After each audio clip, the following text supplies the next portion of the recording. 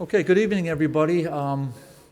Welcome to spring, I guess. So this is the March 9th, 2020 meeting of the Development and Governmental Relations Subcommittee to the Holyoke City Council, and welcome to you all. We have a pretty full agenda, but I kind of can get through things efficiently, and I wish that you all bear with me. So we're going to go in order, but the first thing we're going to do is we're going to introduce who's here with City Council. So with me is Pete Tallman, Mike Sullivan, Gladys LeBron Martinez, Howie Graney, and Terry Murphy, and we'll go from there. So the first item on the agenda is prior meeting minutes, but we don't have prior meeting minutes, so we're just going to leave them on the table.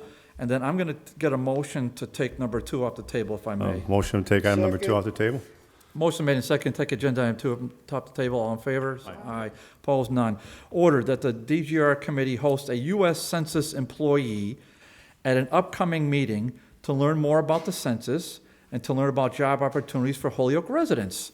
And it just so happens that we have a census employee with us tonight. So this is the GR part of this committee, governmental relations, and we've had a lot of guests here over the 6 or so years we've been doing this, and that I've been chairman. And so what I'd like you to do is turn your microphone on, pull yourself up to the desk, or pull it up however you want to get yourself comfortable. If you would just introduce yourself for right now, and then we'll take it from there. So can you hear me? Thank you very much for having me. I'm Susan Hagan from the U.S. Census Bureau. Actually, I'm a local person, but I work for the census. I'm in charge of the messaging campaign for Western Massachusetts, especially for the Holyoke area.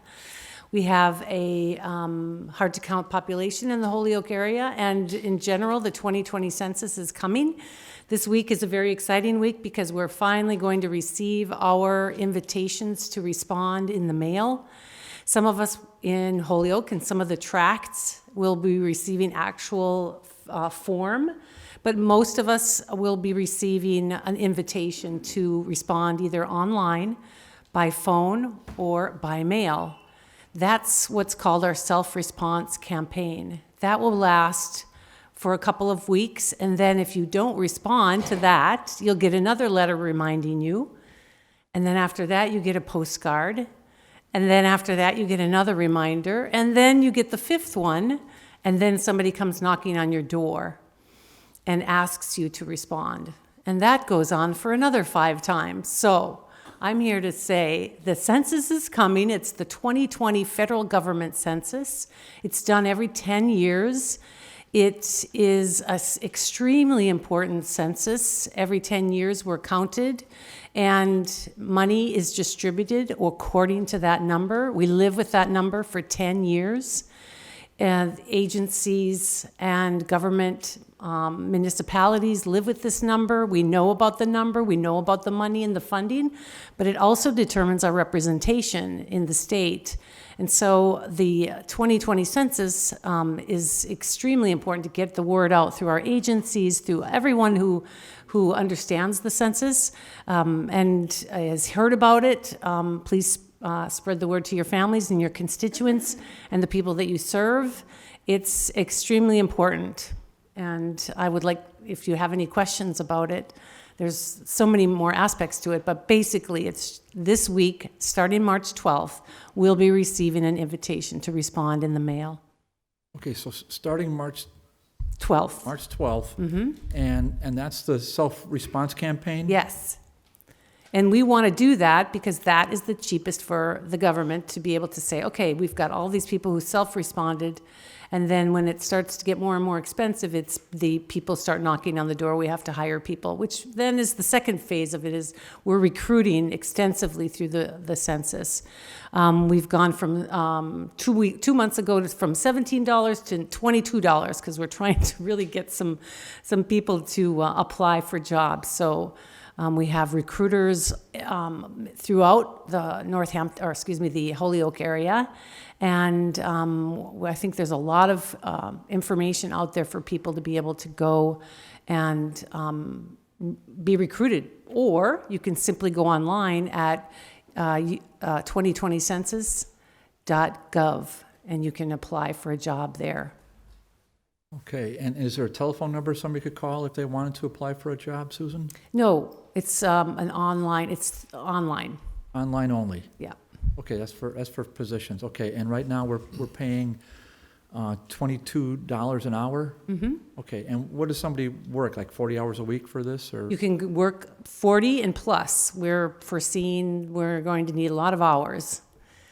We're trying to fill those positions. And I'll get to the other part in a second, but since you brought it up, when do you think they'll start knocking on doors, and how long does that job last? we actually have a schedule. After April 27th, we start knocking on the door Okay, until probably deep into August. We need to finish the census. We're going to do the best we can and try and finish it. We have some obstacles, but we're working on predicting any obstacles that we might have.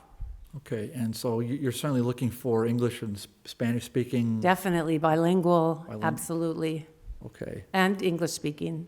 all right. But you don't have to be bilingual, Nope. but it helps. Nope. Okay. And we're hoping that you work in your neighborhood. Oh, well, That's really? what we're trying to do. Is we really need the people of the neighborhood to be the representatives of the census. That's the trusted voice. Well, that's kind of, so you'd be, if somebody lives in Holyoke, if somebody lives in the, flats, for example, they can get a job and take the census in the flats. Yes, it's actually, that would be a perfect combination. Oh, And we'll be training within the areas that you're hired. So for example, One Holyoke has offered many spaces for us to train people to be enumerators. We've got all of that coordinated. We have question assistance centers where people who need help responding will be able to go. We have a lot of things to make it easy and safe for people to respond. wow, okay, so once I don't want to jump too far, but I have to since I'm just thinking of it. The census, when's like the end of the line to be counted? So at some point you have to end it, so when would that be? So we need to gather the numbers and hand them to the president on the 31st of December. That is our Constitution mandate. Okay, and then, 31st of December, all right. And then, So we're looking at we're trying to wrap it up by August, but we might be dipping into September. We don't know. All right, and, man, that would,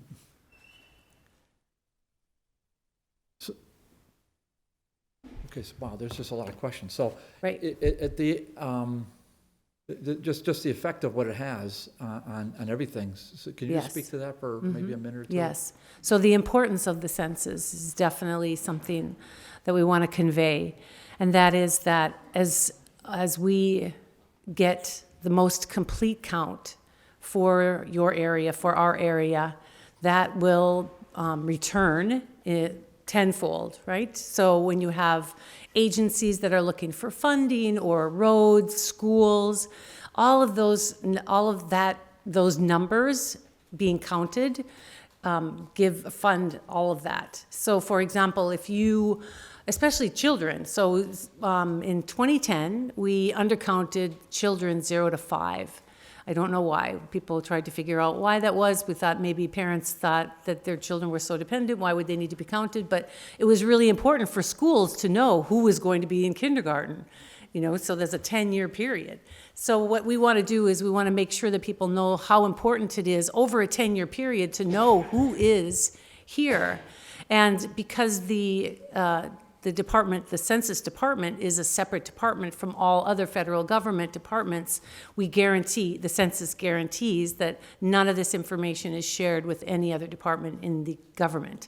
So for example, that trust level. So people who want to fill out the form but don't know if they should because maybe they have too many people, or maybe they have more people in their apartment than they're supposed to have, or maybe they are here and they are maybe undocumented. They wonder, should they fill out the form? Should they be counted? And what the Census Bureau says is we want to count every single person. We don't look at any kind of documentation, we don't look at any kind of status, we don't look at any of that. We don't share it with your landlord, we don't share it with any other government agency or judicial system. So all of this is guaranteed, all this information is guaranteed, isolated, just used for statistics only. So that's an important piece, is to know that the census is safe. Yeah, I tell you, so Holyoke, I assume we've probably been undercounted, I would imagine, over the years, and that just has a negative impact on us. So we're joined by Councilor McGivern. Welcome, Councilor. So well, yeah, because Holyoke relies so heavily on whether it's block grant funding from the federal government, or just, monies come from the federal, pass through the Commonwealth to us for Yes. all sorts of things. The impact goes really from A to Z. Exactly. It's quite Yeah. amazing. So the messaging, yes, exactly. So the messaging is so important because you're the trusted voice of the community. All of you are trusted voices. You say this is important, and then you tell the people that you serve, you convey that message. And so it isn't just the census telling us, fill out the form and respond. It's really the people who say, this is important. And then you spread that word through your neighborhood. Right, And that's so- why hiring people at the neighborhood level is, So certainly one of the things we want to do as a community, we want to have the mayor throw it up on our website. We want to have our receiver throw it up on the Holyoke Public Schools website. We want to have our receiver communicate with all the principals, so the principals can communicate with all the teachers and the parents as well, and emphasize the importance of all of this. And there is a complete count committee that Holyoke is really put together. Curtis Weissman has put it together through the Development Department. And it's a very thriving complete count committee, it's called. Really? And so Okay. we've What's been the complete brainstorming on ideas on how to generate interest and to get that messaging out. Michael Moriarty has been a big advocate, and so he's been making sure that the flats of Holyoke are being covered and recruitment is done, and so that we have all kinds of events and we get that kind of the swag of the census. People are starting to carry mugs and hats and things like that, so people start to see that logo. This logo is really important to show. I guess it's right here. The logo is really important for people to see, so when they get it in the mail, they won't just throw it away. They'll say, oh, I remember that such and such said this was important, but let me take it to them and show it to them, and then hopefully somebody will say, yes, let's fill that out together, or let's do it together. Or sometimes with an agency, I've been encouraging people to say, or to start a conversation with the people they serve by saying, hey, how are you going to fill out the form this year? How are you going to fill it out? Well, what is that? And then start that conversation. Okay, so it's called the Complete Count Committee? Complete Count Committee. Okay. And Is there Curtis anyone here Weissman from has that done an committee? amazing job doing. No, nobody's here from that. Okay. Well, the Complete Count Committee, well, we'll get a communication from them at some point. Yeah. I'm sure we will. All right, well, enough from me. Any councilors have questions? Councilor Tallman. Thanks a lot, and thanks you, Suzanne. And I've seen several messaging about this on the Spanish good. network TV about the importance of the count out of New York City and several representatives. And we can do a lot of things to talk to people and get them, but what other kind of messaging are we doing or marketing to try to get it to people, to show the importance? Because sometimes we send out the census for our local census for the cities, and people just put it aside. I'll get to it later. Sometimes they never get to it. How do we sort of market it where it's something that people know the importance of it, how it should be done, and they don't have a fear of filling out the forms, like you said earlier? Perfect, that's a great question. So really the key to this successful complete count is to get the word out to the people who serve, the people who need to be counted. Everybody needs to be counted, but there are people who resist it, who understandably resist it, who don't understand what it's for, how important it is. Maybe somebody's new to the area, maybe somebody's new to the United States, and they want to know, well, wait, what is this? Is this an invasion? So we want to be able to convey that it's safe, that it's important, and it's directly connected to their children's school and how nice the school is or how nice the roads are. Make those really, tangible connections is important. Invite a census person to a meeting, any meeting that you have, to be able to discuss. There's partnership specialists out there that are absolutely willing and hired to go out and do the messaging for you. And we have Spanish speaking, Portuguese speaking. We have a wide variety of people who are doing the messaging. So I invite you to invite one of us to a meeting, and we'll do a presentation. Thank you. Councilor Sullivan. Thank you. So as far as the jobs go, is there an age requirement or an education level requirement? There's not an education requirement, but we're looking for people 18 and older. Okay. Did I understand, earlier when you said we were undercounted, you said on the last, did I hear that correctly? On the last census, no one under the age of 5 was counted? No, we were undercounted. So that meant that we probably, the schools told us, wow, 1,000 children came in this 5-year period, but the census only told us that there were maybe 400. And that means that there was a terrible undercount. It doesn't mean that everybody was here the whole time, but it's definitely showing that 0 to 5 was the greatest undercount in the whole United States. We undercounted 1 million children. And that's very hard to plan for a city. Or there's a lot of revenue that you lose. So that is an important message for Head Start, preschools, for parents to really understand how important it is to count their young babies, infants, 2-year-olds, 3-year-olds, and really look at them as, this is a person, and this person is going to be going to school and needing a desk and needing a teacher. That's that kind of getting that message out for younger parents or parents. So we were undercounted then by 600? We don't know. We We don't know. We just don't know. No, we just have these figures that tell us, when the Census Bureau does research, they did so the years between, they do research on what did we do wrong? Who did we miss? And the biggest undercount on the 2010 was young children. Okay, thank you. But it doesn't give you no numbers. We're just looking at what the schools say when they have all these children, or we identify it under the research that they do. It's good research. Yep. Councilor Greeny? Yeah, quickly, the mail-in documents do not have to be notified, correct? And the census workers do not have to be sworn in? Can you say the first part? The mail-in documents, the mail-in forms, people that mail them in, they don't have to be notarized. No. No. You don't have to put a stamp on them. Right. There's just, you fill it out, Fill those it out and forms. just fill it out and just send it in. And the census workers, they do not have to be sworn in? They take an oath. Oh, they do? Yes, we Okay. take an oath because we are handling information that I just wanted is to protected. clarify that, okay. Yep. Yes. Councilor Brown Martinez. I know you Gladys, the mic.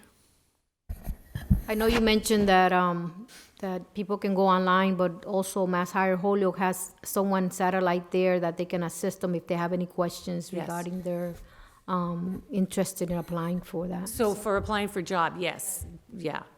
That's a perfect opportunity to have somebody help. And you do need an email address in order to apply for a job. So you have to be 18 with an email address. All right, those are hurdles. Councilor Murphy. Yeah, just, and I would imagine this is part of the undercount. Obviously, we have a lot of apartments that are locked. How do we work with landlords to allow us to get in there? And when we send a mailing, and there's 8 apartments, obviously, the mail goes to that particular family, hopefully, but then when a census taker goes, how do they know which floor, which apartment unit? Because a lot of them are just the address.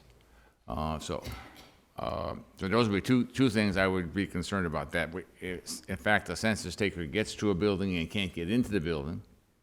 And then second, that they go into a building and they might have already gotten responses from 3 of the 8 apartments, but are knocking, and that would kind of be a hassle for the person who already sent it in, that you're getting knocked down again. But, I mean, first of all, how do we get in? How do we know we're gonna get into the building? So those can be tricky situations. But the census worker has every housing unit has been recorded through the planning department here in Holyoke. And so every housing unit has a number. So the enumerator is responsible for what's called closing out each one of those housing units with a reason. The reason would never be that I couldn't get access to the house, because it is part of the mandate it's constitutional mandate, so you have to have access. So the landlord has to be able to understand that they need to access the apartment. They wouldn't be able to stop at But that. if I'm doing the census, and there's 5 different landlords in the city block that I'm planning on doing, are you saying that those landlords have to be there when the census taker is going to those apartments? So are you saying that people can't come and go without the landlord being there? I'm saying that the buildings are secured so that only the tenants have access to those buildings. Right. So if a landlord does not provide you access and there's not a tenant there that's willing to let you in that building, then the census taker at that point does not have access to it. I will also make a point, because I know Mike Moriarty has been working with the Churchill Alliance, and there's probably at least a dozen landlords that are part of that, and I would venture he's probably already done this, but that would be a good connection, that you would coordinate with landlords. We're going to be going to these buildings at this time. Can you make us, give us access into those buildings at these particular times? So landlords can plan ahead of time rather than, hey, we're going to your building tomorrow, be there, Yeah. which I don't think would be. Yes, I think there's more of a coordination than what maybe I described. We do have people, especially on the Holyoke Complete Count Committee, who like Mike Moriarty has said, we have 5 landlords that we're going to get involved, and we're going to have events at the location. So the events will then kind of, I think getting the message out to the landlords is really important, to show them, to get them involved in some way. I do think that's a challenge, but that is something that if it's done well, will give you access at least to get into the buildings. And hopefully get as much of a count as is there. No, that's good to know. Yeah, I'm happy to know we have a complete count committee. That was the first time I'm hearing of this. But Councilor Murphy, you're always in I'm an tune with old the man. community, so that doesn't surprise me. Okay, so any other questions? I don't see anybody with their hands up. Well, Susan, this has been, to me, very informative and very helpful, and hopefully it's helpful for people that are here in the gallery and people watching at home, or people live streaming wherever they are, or watching this on tape, because these meetings are quite often repeated on the local access channel, and we can get some more information. But I'm just going to repeat what I heard you say, and I wrote it down. 2020census.gov is what I heard you say, okay? All right, so with that, I want to say thank you very much on behalf of this committee, and thank you for taking the time tonight to share this very important information. Thank you so much, and if you need any other information, you know where to get a hold of me. Thanks so much. Yes, okay, have a great night, appreciate it. Okay, thank you. All right, I was going to say the motion is complied with, item 2. Second? motion made and seconded that the order that I filed has been complied with. On the discussion, hearing none on the motion, all in favor? Aye. Okay, thank you very much, and thank you again to Susan for coming. If I could get a motion. Motion to take up item number 3 off the And- table for discussion, And open a public hearing, please. and open up public hearing. Motion made second to take number 3 off the table and open the public hearing on the motion. All in favor? Aye. Ordered that the City Council, in accordance with Mass General Law and Holyoke Ordinances, vote to approve the order of taking for certain takings in fee, permanent easements, and temporary easements and thus acquire by right of eminent domain in consideration for just compensation unless previously waived parcels identified as PE1 and TE1 on said plan titled Easement Plan Jackson Street Area Sewer Separation Project for the public purpose of the completion of the Jackson Street Area Sewer Separation Project. So we are in a public hearing. We have with us a city engineer. Before we close this public hearing, of course, we have to hear from the public who wants to speak for or against this. But the order in which we do this is we hear from the department head. And so with us, we have Bob Parent, who is our city engineer. Bob, please proceed. Thank you. I'm hoping that the committee members had a chance to take a look at the information I sent out or dropped off at Councilor Greeny's house. The background of this project, as you might recall, we've been talking for a couple of years now about approximately $9 million, just short of $9 million sewer separation project that is going to separate the sewers located primarily in the South Holyoke neighborhood. The flow from those sewers currently go to a pumping station known as the Jackson Street Pumping Station, which is located on property owned by Sunoco off of South Water Street. Currently, what happens is all of the flow goes through a single pipe. When it rains and the pumping station can't handle that flow any longer, the remaining flow spills into the river. The purpose of this project is to the purpose of this easement is to allow the city to construct a second pipeline beneath the third level canal, beneath the railroad tracks, onto the Sunoco property, connecting to the Jackson Street pumping station that allows us to pump only the sanitary sewage back into the city system and keeps the stormwater out of that pipe such that it doesn't overflow during high water events. What makes this project challenging, one, is that the pipeline has to cross beneath the third level canal, and also that comes right into the middle of the Sunoco property, which is being used on a 24/7 basis by Sunoco. I did hand out a blow-up of the location, and again, if you're looking at this figure here, if I get myself, well, it's somewhat upside down from what I showed you here. The pipe is going to come across the third level canal. It's going to come right through, if you see where all these tractor-trailer trucks are staged by Sunoco, and they're staged, again, moving continually. There's $100,000 of product that is going through this location every day by Sunoco, with raw materials coming in, being processed, turned into finished materials, and going back out South Water Street. This project will involve what's known as a augered crossing. It'll be a 36-inch diameter casing that is augered beneath the canal. It's going to be about 20 feet deep, so it's very deep below the ground.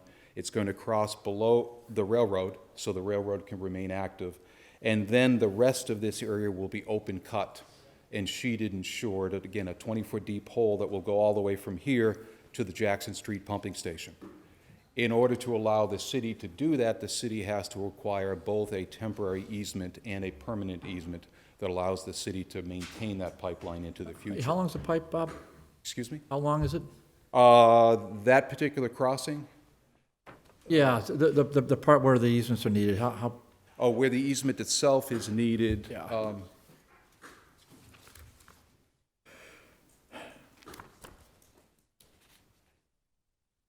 Bear with me. It's about 150 feet long is the easement itself.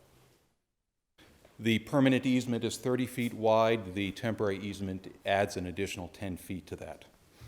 However, the challenge is not only does the city need to work within this space where the trailers are continually staged, the city effectively needs to move construction equipment in and out of here on a continuous basis. We've been working with Sunoco, been working with Holyoke Gas and Electric, because it's a fairly complicated project to coordinate with the crossing of the third level canal. And we've reached an agreement with Sunoco where they will effectively take all their trailers out of this location. So we have free use of this operation for this space for construction purposes. They, for the duration of the construction activities, no more than 4 months, have agreed to stage their trailers at the Canal Street municipal lot, which is right up here, located on Canal Street. Yeah, I just learned about that lot. Yes, you did. When we had a the couple of weeks ago, yes. public hearing for One Cabot. That's correct. Yeah. So for up to 4 months, Sunoco effectively has agreed to take everything that they're currently doing there on their property and relocate it up to this location. You can envision the pathway to get from here to there is fairly circuitous, coming down Canal Street, getting onto Main Street, coming back down to Water Street to get to their property. So it's going to be a major disruption to their operation. But they've agreed, and we've spent a lot of time looking for other locations that could be rented, could be, et cetera. We were not able to come up with any of the locations that really met their needs that the city could secure so that their trailers would be safe and secure, put up a fence around it, et cetera, that would be for their sole use on the 2/3 of this parking lot will be fully available to them for their usage and secured, lighted, have cameras on it, et cetera, while they temporarily relocate this part of their operation up to here. One thing I did want to mention, I mentioned what makes this project complicated is the crossing of the third level canal. In order to auger this steel pipe, this casing below the third level canal, that then the sewage pipe will be installed within, the water table has to be pulled down below the bottom of that casing pipe. It can be hard to do that with the third level canal full of water. So HG&E, as you know, typically does a canal outage twice a year. They have agreed to, this year, to support this project, just the third level canal, to extend the outage from their normal 7-day outage to a 3-week outage. That it makes it easier to dewater the construction location. It's still a very short amount of time to get a piece of pipe like that beneath the third level canal, but at least it makes it much more feasible. As a point of information, that is likely going to happen this year, again, to support this construction project in July or August of this year, as opposed to the fall. They can do that because they can isolate the third level canal separately from the rest of the canal system.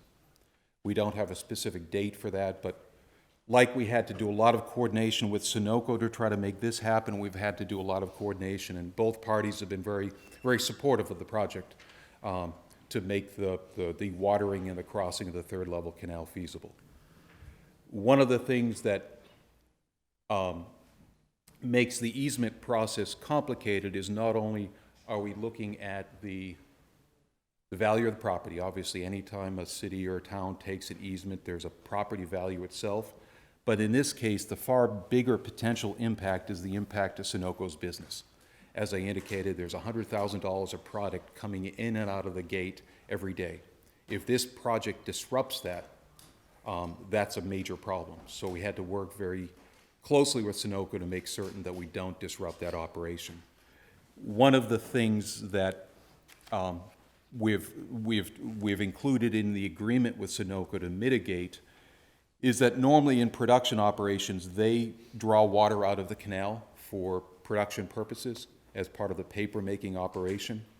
Their normal practice is when the canal is down for 7 days, they have piping in place that they can purchase water from Holyoke Waterworks for that 7-day period to continue to operate their business, so they don't have to shut down their business when the canal is empty, but there's a cost to them.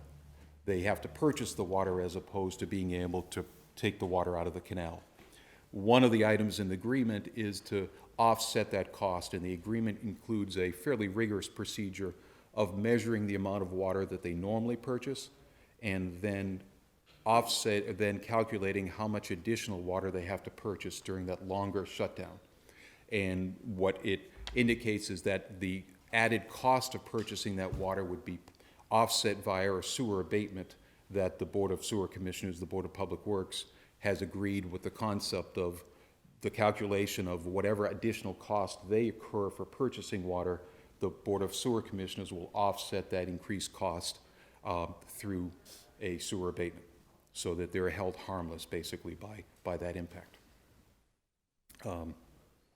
As I said, it's fairly complicated. There's the other piece of the easement agreement, and it's a friendly easement.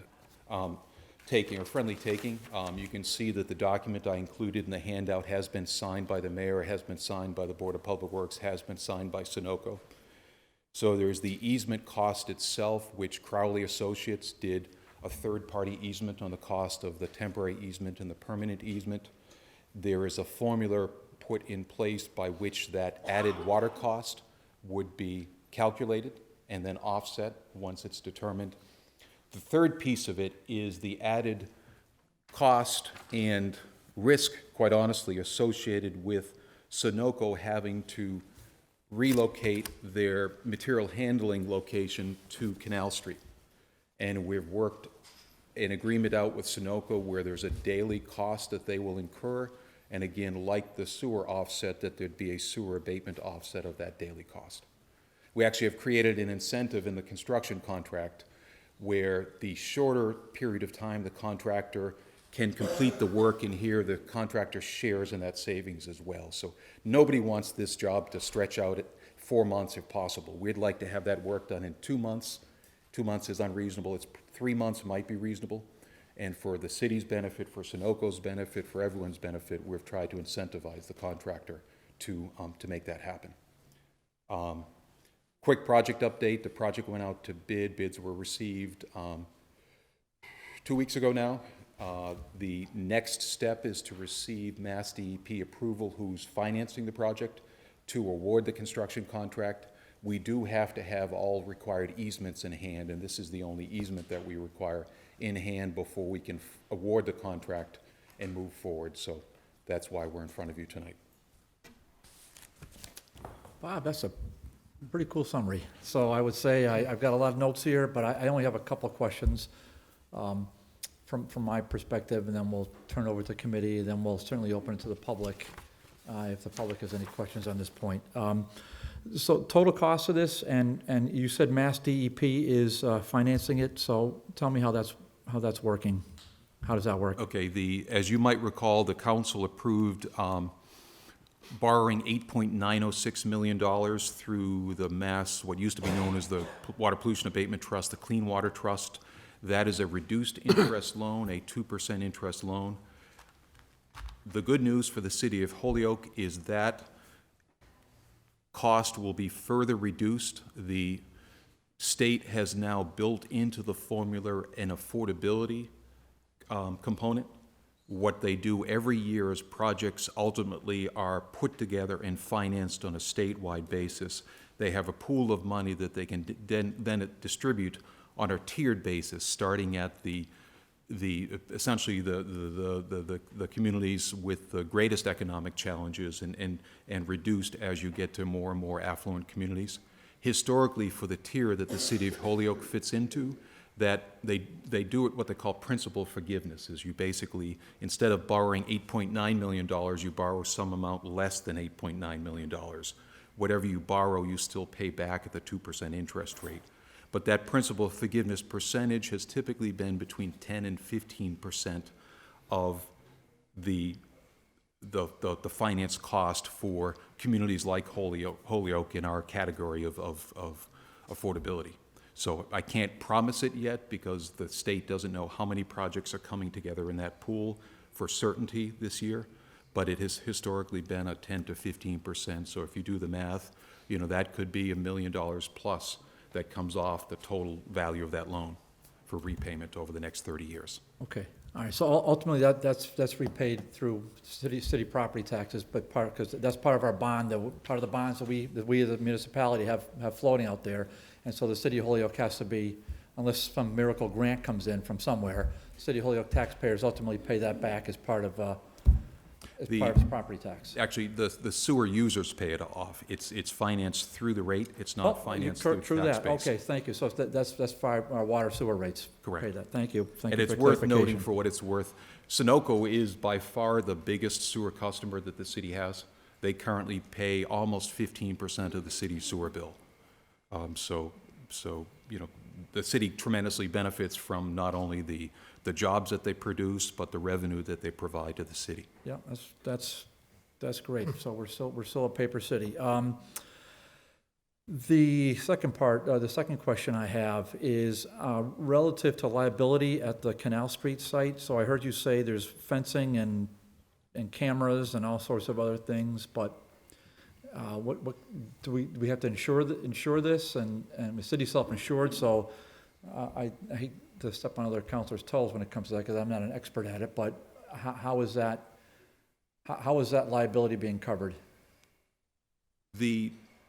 The liability for the Sunoco-owned property, or the The city-owned property in which Sunoco, the $100,000 of Sunoco products are gonna be on there, even though we have cameras and fencing and whatever else we have. I'm gonna ask you about how that's about being paid for in a second, but. Yes.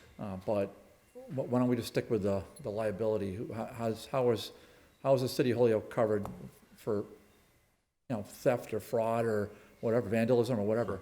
Again, I'll go back to the answer that the material that Sunoco owns is their product. The city's made no assurances, no commitments to Sunoco that it has any responsibility for that product, other than we're going to provide them a space, we're going to provide them a fence, we're going to provide them lighting and cameras, and the risk beyond that is absorbed by Sunoco. Okay, that's per contract?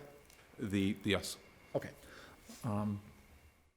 The cameras and the fencing, who's paying for that? How's that being paid for? That again will be paid through the ratepayers. It is a project cost. Through the ratepayers, okay. Correct.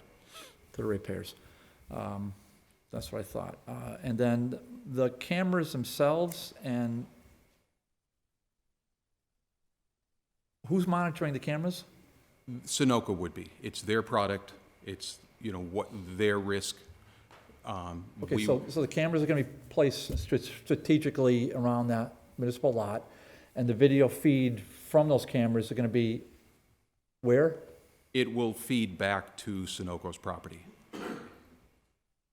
Oh, that's interesting. Yeah. Again, Okay. it's their property that they're seeking to protect. Again, we're making the space available to them. Yeah, it's just, okay, I don't want to add any more than that. My last one is now for, and this is just kind of a larger question, but I don't, what do you say, Sunoco uses the water from the third level canal on a regular basis for its product, and it drains water from the third level canal? Did I hear you say that? That is correct. Okay, and Sunoco typically does not pay for the draining of that water? Those are water rights that have gone back, I suspect, since the city was formed. Really? Oh, okay, so that's, Every other mill that's part of the reason why the mills and the canals were there, not only to generate power, but also to provide a source of water to the industry. okay, except for the 7-day period when the gas and electric shuts it down, then Sunoco pays the waterworks? Correct. They purchase water from the city at that point. Purchase water from or the city of Holyoke waterworks at that point. for that period of time. Correct. Interesting. Well, learned something today. Okay, questions? Let me just go, let me do the committee first, Joe, and then let's do that. So Counselor Guarini is recognized first.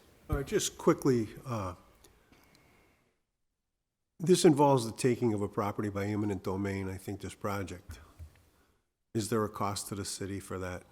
There is, for the property itself, yes, there is a cost. That cost for the property taking unto itself, based on the appraisal done by Crowley Associates, is $3,440.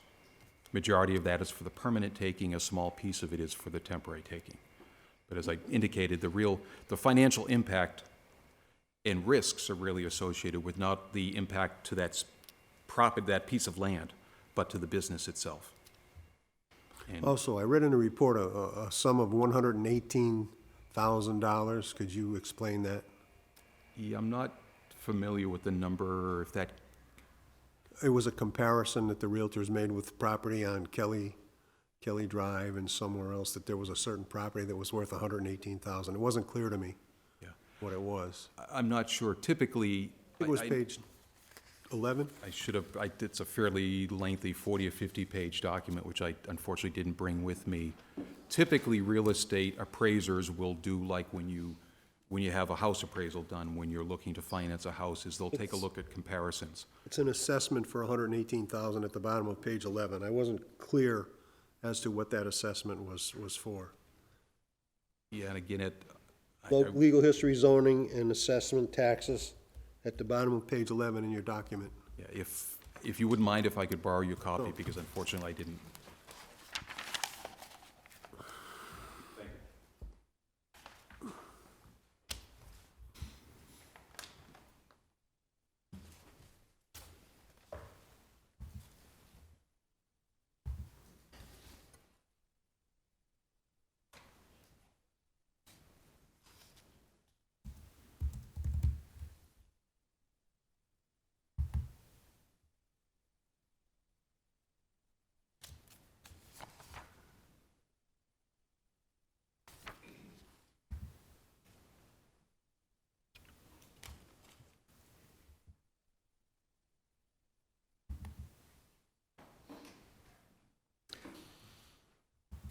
I'm not at 100% certain. I'd have to actually to reach out to Crowley for their answer on that, but I believe it may be referring to the entire property where the staging area is, but I don't know that for certain.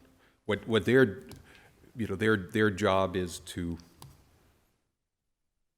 well, one, figure out what is the property worth, and then figure out what the impact of that property is by taking that property and making it available to the cities for usage. And based on that, they came up with a conclusion that based on the permanent and temporary easement, there was an impact of 3440. But again, I think that 118 is looking at the value of the property itself. But I'm not an expert in real estate appraisals. Okay. Councilor Sullivan. Thank you. So you mentioned that as far as the installation of this pipe, that it was going to be augered in as opposed to being trenched? Is this some kind of this pipe's going to be drilled under the canal, tunneled under the canal? Effectively, it's a two-stage process. It's something that I haven't done myself before, but it's called pilot tube guided auger boring.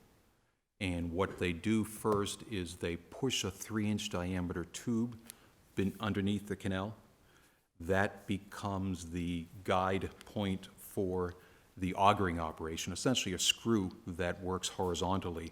And as it advances, the steel casing is pushed forward and the soil is withdrawn to the back of the casing.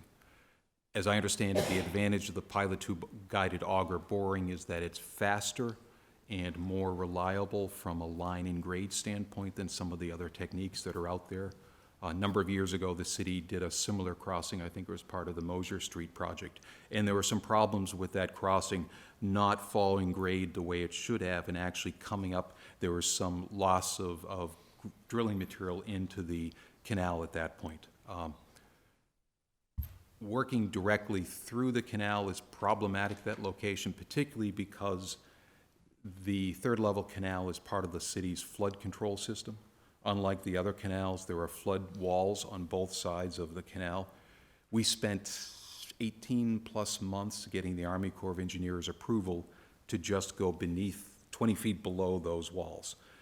The idea of actually cutting through those walls, cutting through the soil on the side of the canals, putting it all back in, the environmental impacts would have been extremely difficult. So that was part of the, and take time as well. And we're fairly confident we can get through there in 3 weeks. If we had to do all of that and we had to reconstruct the flood walls, et cetera, it would have been a more time-consuming process and certainly very difficult if the Army Corps would have ever approved it.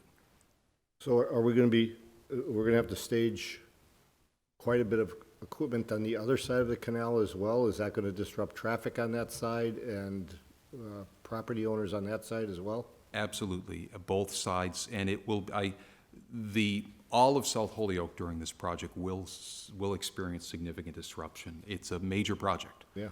It will impact almost every street, almost every alley in South Holyoke.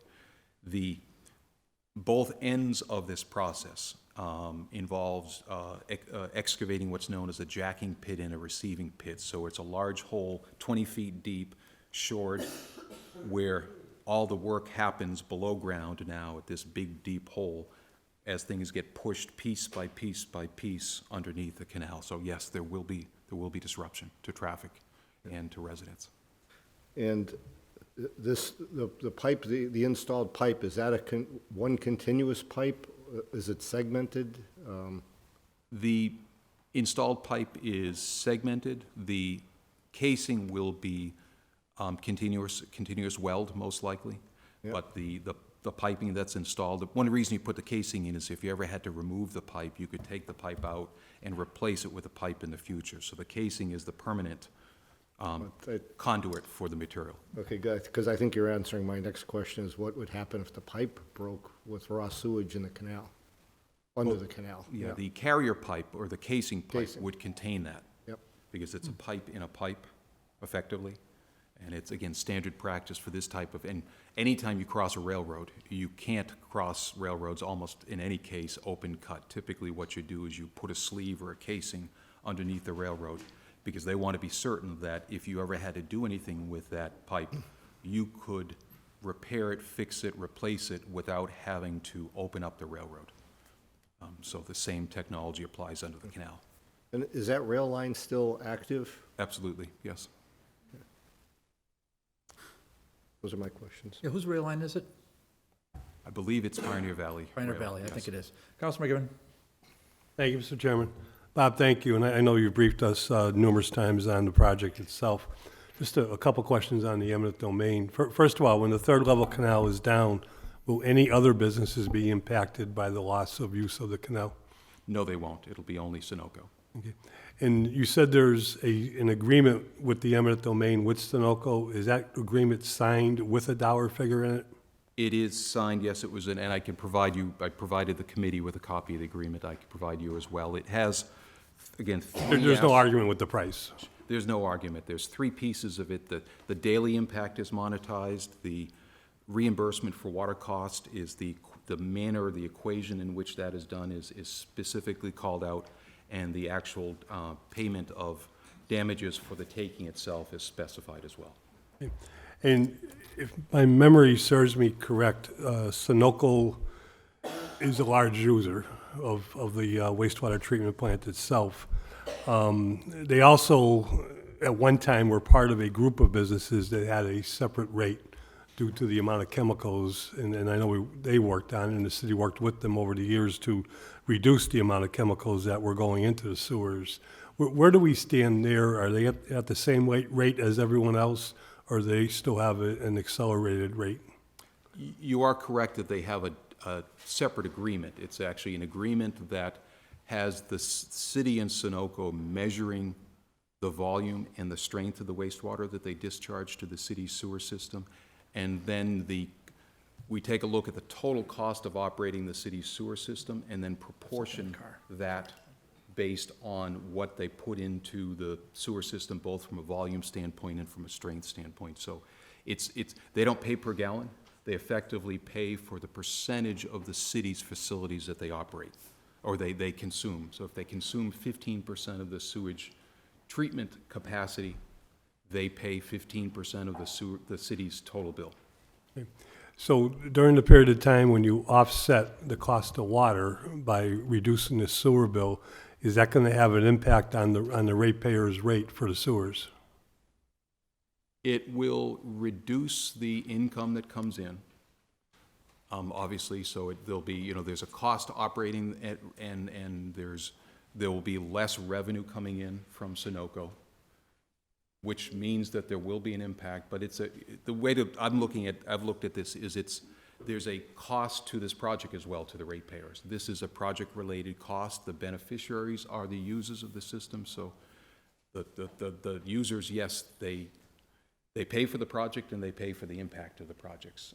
Interesting thing, again, though, is that Sunoco's the biggest ratepayer, so they actually they carry the biggest share of that sewer abatement back to themselves, because effectively it gets carried by all the users.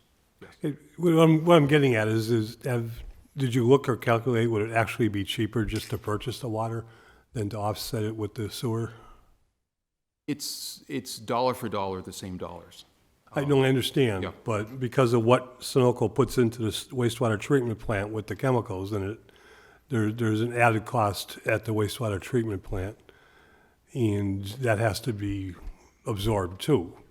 And I don't want to hear us in a year from now that we have to raise the rate because of an additional, impact on the wastewater treatment plant because of a project like this.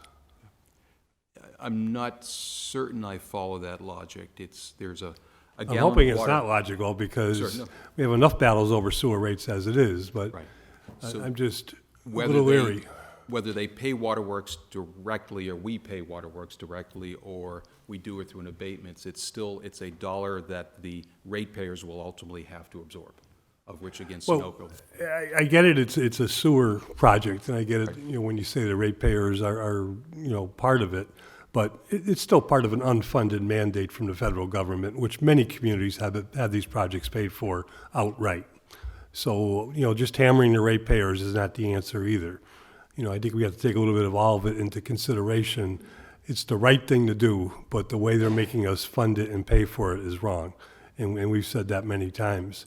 So I think this is well thought out. I think it's the project itself is going to have a good impact on what we're mandated to do.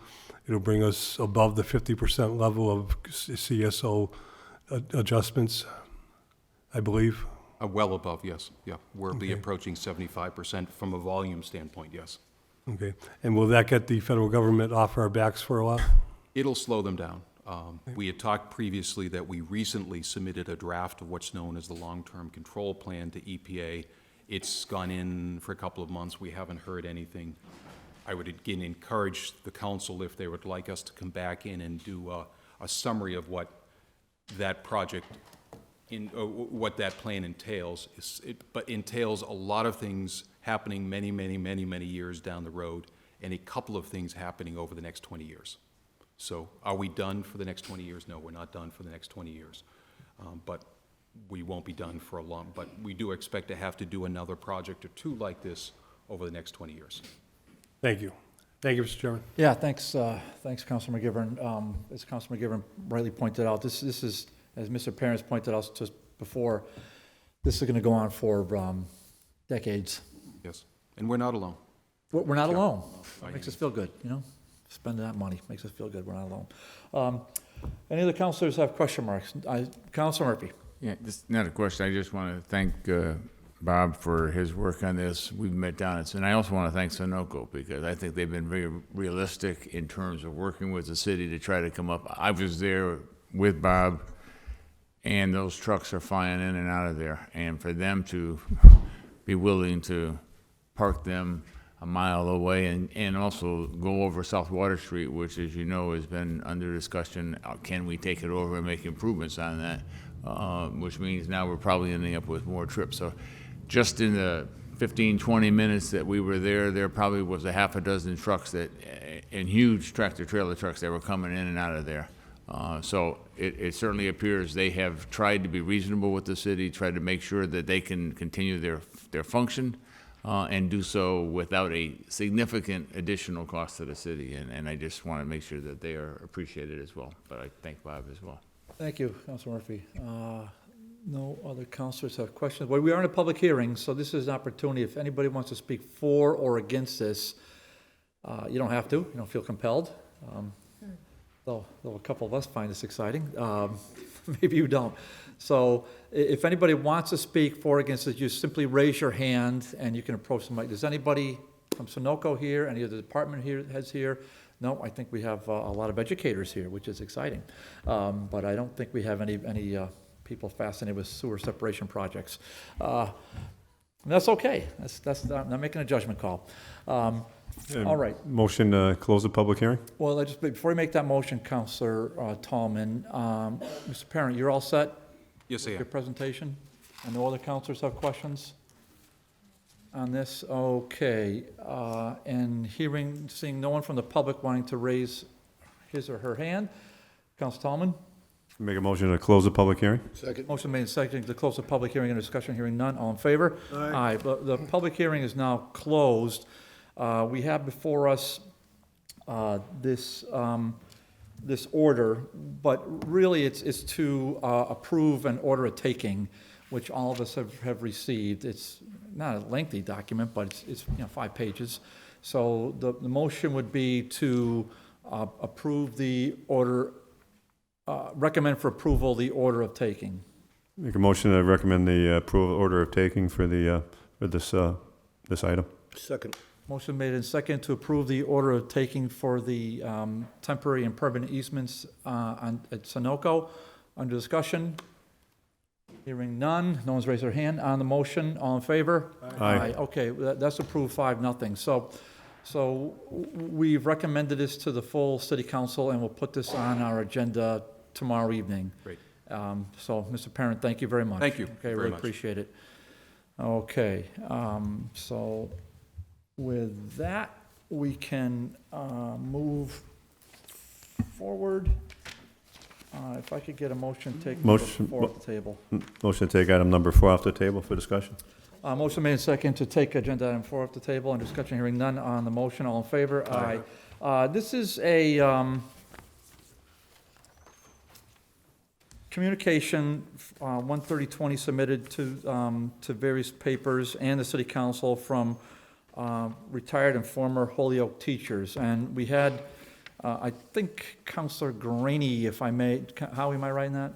What's that? You kind of shepherded this before the city council, is that true? I've suggested it, Okay, yeah. so thank you, Counselor Graney. And so that's how it came to us. Normally, we would have have an order or have something before us, but in this is why I think this is a perfect committee for this discussion, because really the government relations portion.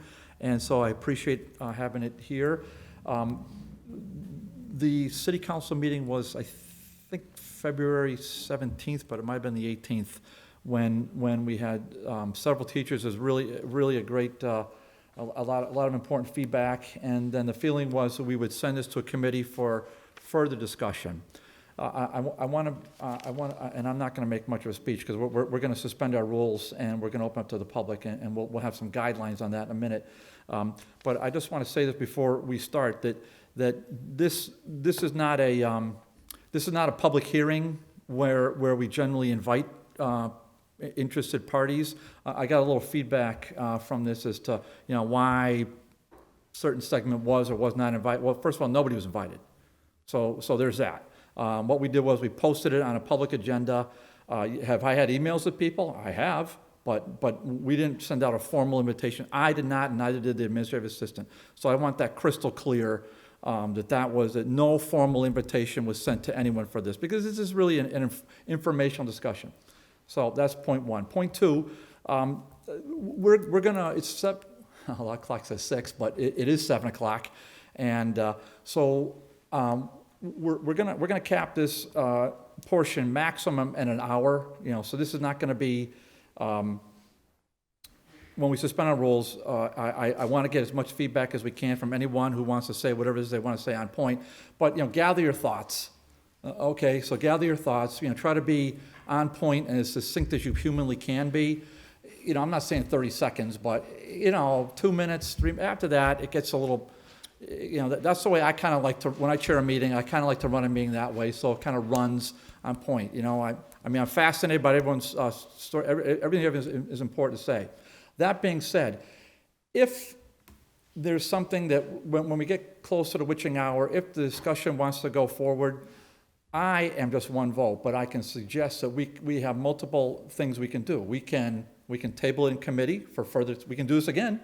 We can have another round or 2. I'm perfectly fine with that, and as long as Howie's fine with it, then I'm fine with it.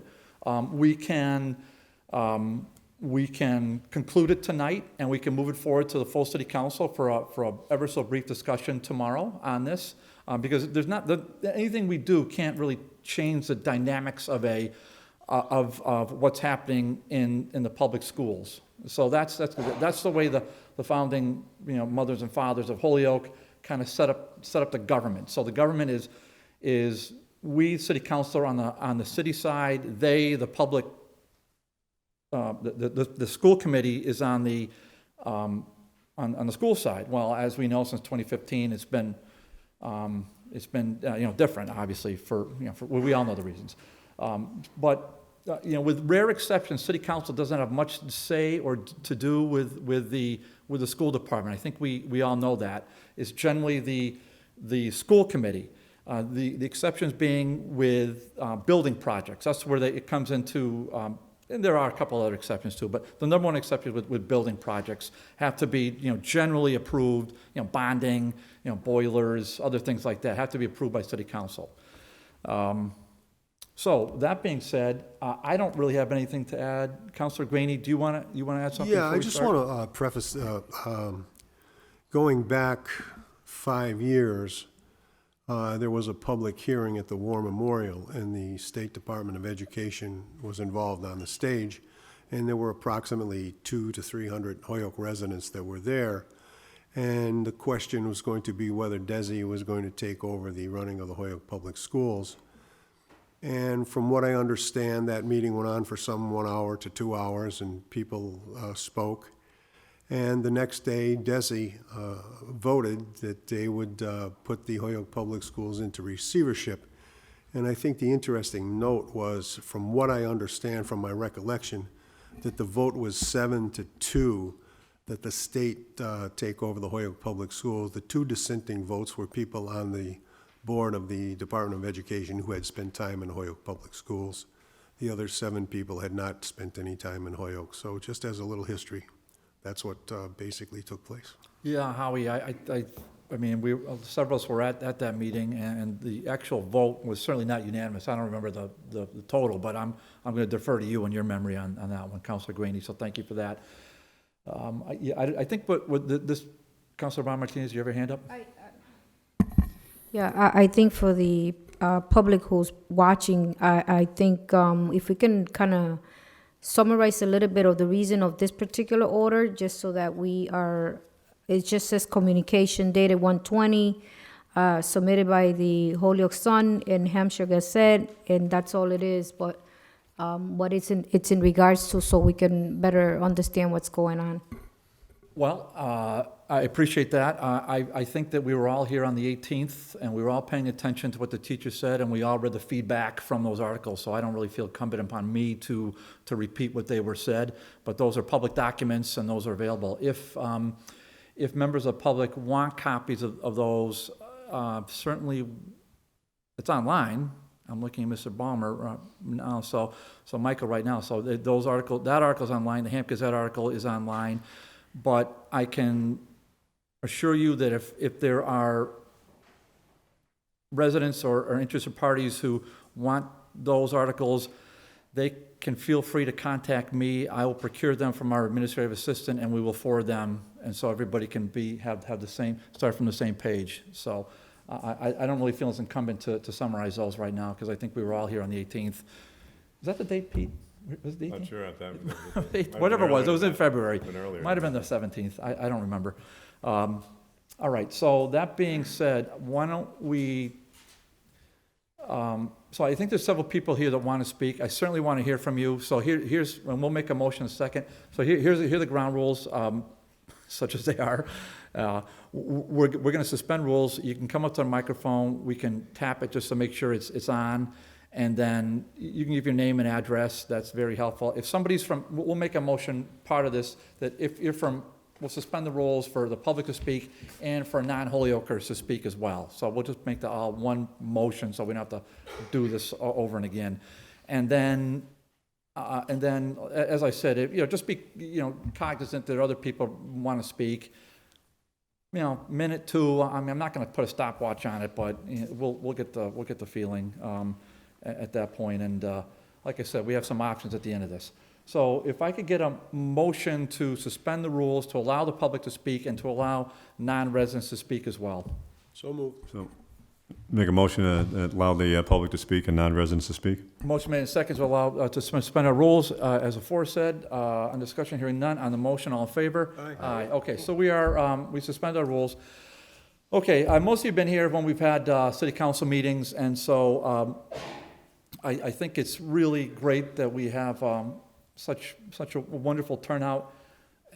I mean, I guess if somebody wants to raise their hand first and start it, then I'll recognize them, or just come up to the microphone, and I mean, we don't have to have it, it's not the deli counter here, so let's just, okay, right in the back. Okay, so there's a first. So name, address, and then love to hear from you. Doug Arnold, 34 Dixell Lane here in Holyoke.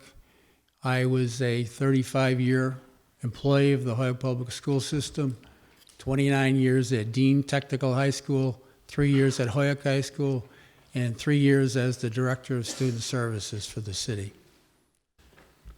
At the last meeting, I shared some startling figures about the 600 teachers who have left the system. And this year alone, the 450 students who we are paying to go to other cities and towns' schools. That's not data that is usually shared most in the papers or in public relation pieces. But tonight I would like you to be aware that in 2015, the percentage of Holyoke High School graduates who attended higher education was 78%. 3 years later, in 2018, under receivership, it was down to 65%. In 2015, the year prior to receivership, 95% of all teachers in Holyoke were licensed to teach. In 2019, under receivership, that number has dropped to 88% under receivership who are licensed to teach. In 2015, the City of Holyoke schools had a 91.8% attendance rate. Under receivership, that is 91.8% attendance rate. In 2015, the department criticized Holyoke for having an out-of-school suspension rate of 5.3%. That was much too high for them in 2015. In 2019, under receivership, it is 8.9%. It has gone up 3%. They said in 2015, at the meeting we all went to at the War Memorial, the department said that they could do better taking over our system. Achievement data will be shared later as to MCAS scores and such. But receivership has also reached out to outside organizations to help them in our school system. Two of those people are the Veritas Charter Group and Teach Western Massachusetts. They have something in common. They are charter organizations. Am I paranoid to think that in the next steps of this takeover, we might become an experimental charter district? What would stop the commissioner? Receivership is a grand experiment at best. One person appointed by the state commissioner with absolute control of our district is not the answer. The solutions are right here in our community. We must realize that local control is essential. None of us really think that our arguments are going to convince the commissioner to give back control of our school system.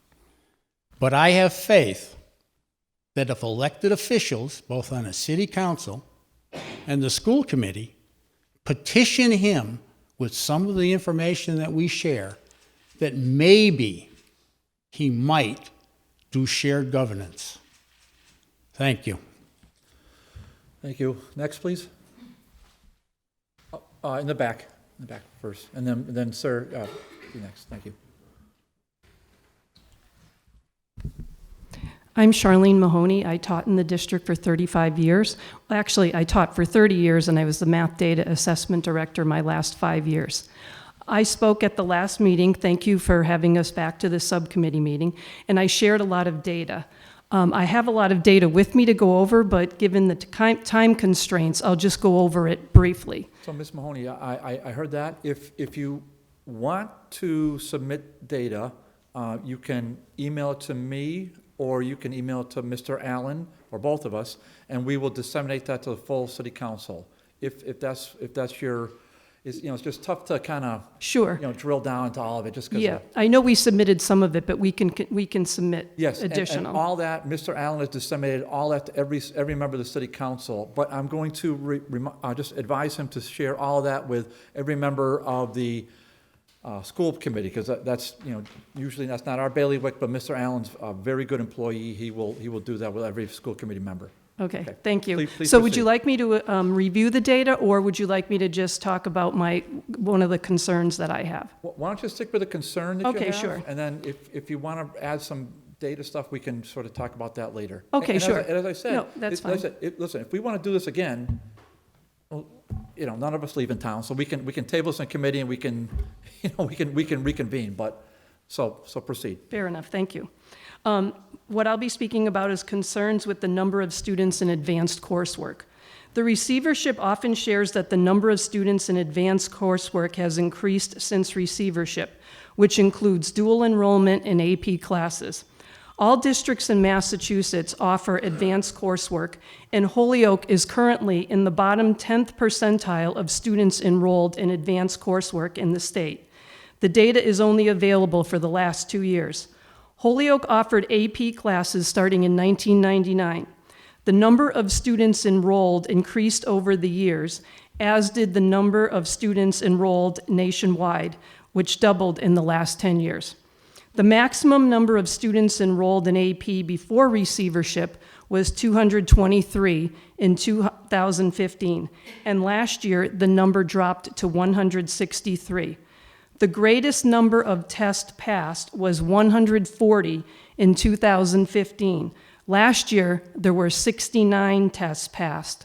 Clearly, the participation and passing rates in AP have declined since receivership. The purpose of offering advanced coursework is to prepare students for college.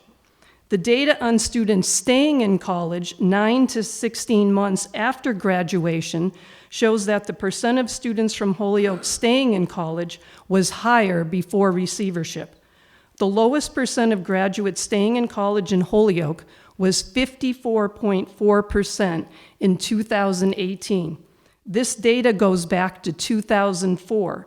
So in the last 15 years, the lowest percent of students staying in college was 54.4% in 2018. This data is not yet available for 2019.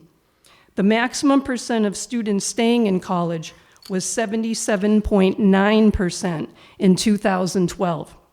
The receivership needs to do some research as to what courses best prepare students for college and career.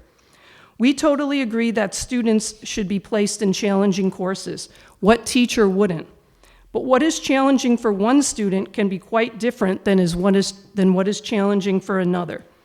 As evidenced by MCAS scores and AP results, many students in AP were not ready for this level of achievement. 779 students were enrolled in AP classes over the last 4 years under receivership, many in more than one AP class. There were 1,050 exams failed during this time. So clearly, some students failed more than one exam. As a former AP calculus teacher, this is very concerning. The average passing percentage needed to score a 5, the highest score on an AP exam, is between 65 and 75%. So students that fail learned very little. These students would have learned a lot more in a class that challenged them at their level, and this class would also have helped to fill in the gaps they have, as evidenced by MCAS. When I attended AP training, it was always discussed that a teacher knows they are truly teaching the AP curriculum when the student's grade in the class correlates with their grade on the AP exam. We all felt this goes without question. I have spoken to a number of parents the last few years that said their child received an A in the AP class but failed the AP exam. This shows, at least in some cases, that the teacher is not completing the curriculum. This is not the fault of the teacher. If there are students struggling in a class, any class, and the teacher knows the focus of the school is to increase the graduation rate, the teacher will slow down to meet the needs of the struggling students. If the district does not have a policy that the entire curriculum will be taught in every class, the integrity of the class is compromised, and students that are prepared for the class will not be challenged. The purpose of various levels in each subject is so students can be taught in their zone of proximal development to maximize learning. If Receivership wants families to keep their children in Holyoke, these families need to know that all students are being challenged. The teachers that left said they shared their concerns but were not heard. Many present teachers, especially veteran teachers, say they're afraid to speak up. If Holyoke is going to improve, all teachers need a voice. We ask you, the City Council, as well as the school committee, to join us in bringing back the democratic process to Holyoke. Thank you. Thank you, Ms. Mahoney. Sir?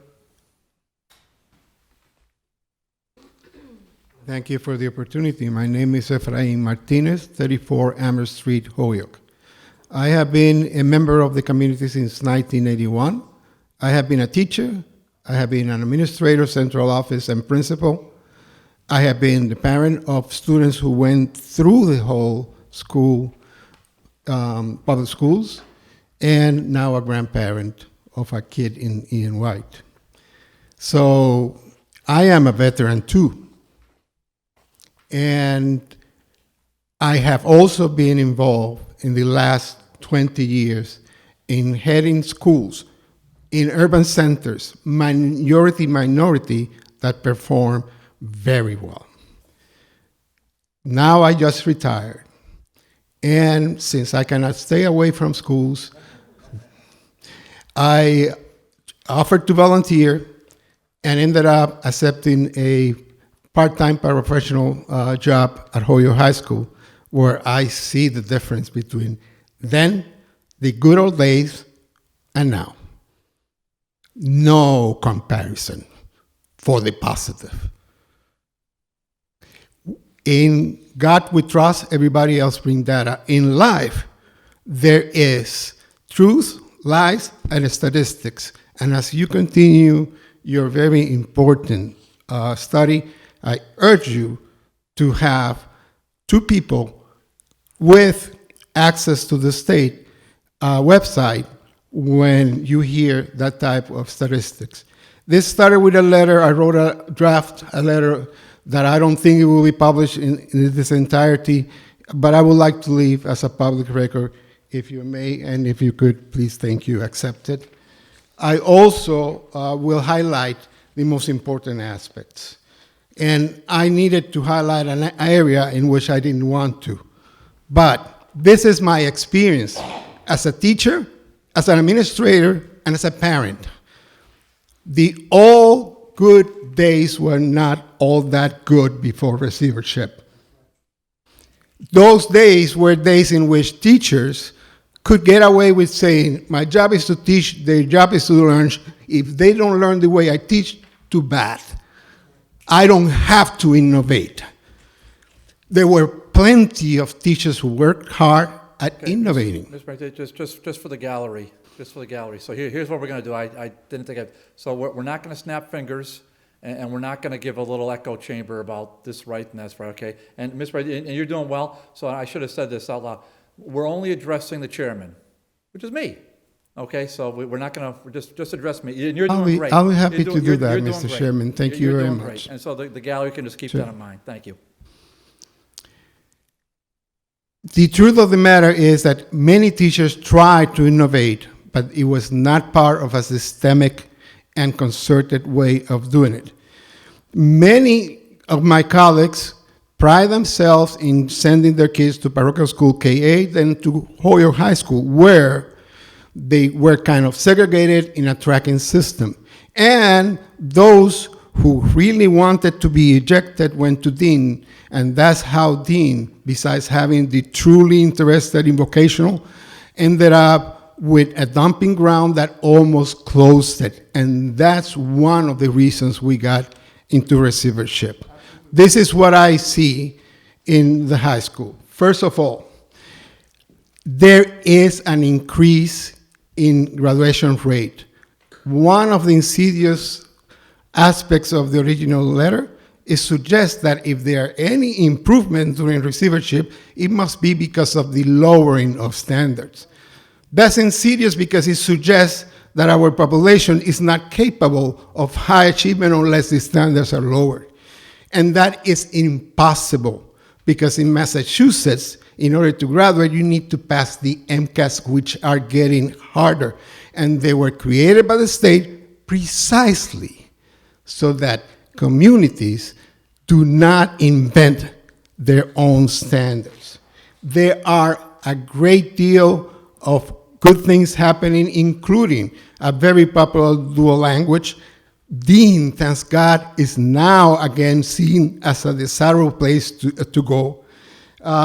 There are all schools progressing according to the state, either moderately, and some of them even exceeding expectations. Now, I cannot believe what I just heard, so I need to end my remarks this way. First, when is it time to end the receivership? It's a matter of time. It's like declaring when the truth will be gone. No, it's not a matter of time. It is a matter of benchmarks. Benchmarks that will stay after receivership is over, particularly when there is no plan on how let's get back democracy so that we can keep failing those kids that were failed before. And how is it going to continue improvement? There is no plan on how very intelligent and well-meaning people who run for school committee will be trained to focus on policy and not in micromanagement. Where is the plan? That is when receivership should end. And all receiverships will end and need to end, but with benchmarks, not with wishful thinking. So why is this important? Lastly, the truth of the matter is that before receivership, there was no problem with Holyoke Public Schools. They worked well for the 1950s, where some people could be educators and others could go to factories and still sustain a family. Now, we need all the kids, including the ones who are in the increasing numbers of students who take in AP, early college, and dual enrollment, and that is tripling the number of minorities that are taking those courses. I don't think the 22% of diversity in the staff would have ever happened during the old times. And lastly, and it is very important for you to understand, that the quality of life and the quality of our property depends on doing the right thing for children. Going back without a plan out of receivership is not the way of doing it, absolutely not. And be careful with the teaching to their zone of development. Those are codes for teach those kids down here. Thank you. Next, please. Yep, sir, come on up. Name and address. Hola, mi nombre es Jaime Cotto. Vivo en la 49 de Northbridge. My name is Jaime Cotto. I live at 49 Northbridge in the Flats. Muy orgulloso de mi gente and mi community. I am proud of my community. I'm proud of our kids. Their lives matter. That's why I'm here. That's the only reason. Their lives have to matter. I don't know what happened 30 years ago. I know what happened 15 years ago because I was here. And I know what happened 4 years ago because I was at Dean. We were able to do something that today I can walk up and down those hallways, which I did 2 weeks ago. Very proud. Kids engaged in classrooms, kids engaged in shops because they wanted to be there, not because they were thrown there, because they wanted to be there, they wanted to be in those shops, and they wanted a trade, which is a dying thing, and we can't ever allow that to happen. So we have to do the right thing here. I'm not here to say receivership is right or wrong. I'm saying we have to know the process. The students, the parents have to know the process. How does it work? I don't even know. How's a person picked? What's around, who are the candidates, who they talk to, I have no idea. But we have to stop this type of government. They matter. The families matter. They have to have a right, a voice. And for those that don't have a voice, we have to make that voice. For the parents that don't speak English, we have to have that voice. For the parents that don't have the guts to come up here and speak, we have to have that voice. For the students that gather, I don't care where and what platform regarding anything, we have to have that voice for them. We have to. If we don't, shame on us. Because it'll be another generation lost and we'll be another 10 years back. So I'm not here to critique about the receiver or how. I want to make sure that we're heard and understand. We need to be part of that process. We have the right to know what that process is. Who are the candidates? How you go about picking candidates? This is their lives we're talking about. This is not no peanut butter jelly sandwich. This is their lives, their future. And we have no idea. We have to stop that. And we can stop that. We can be part of that process. And that's all I'm saying. It's part of government. We should be able to be part of that process. The kids should be able to be part of that process. The parents should be part of that process. We live here. We're in this community every single day. Señor Martinez, gracias por su apoyo. I appreciate everything you've done. Because I don't know what it was like 30 years ago, but I know what it was like 15 years ago. And I'm proud of walking up and down those hallways in Dean. And because they didn't hold me hostage or handcuff me as to what I could say, what I couldn't say, it worked for me. And I'm thankful. I really am thankful because I was able to build some serious relationships that I will take forever. I have 2 daughters. Because of those relationships, today I have 3. And I'm thankful.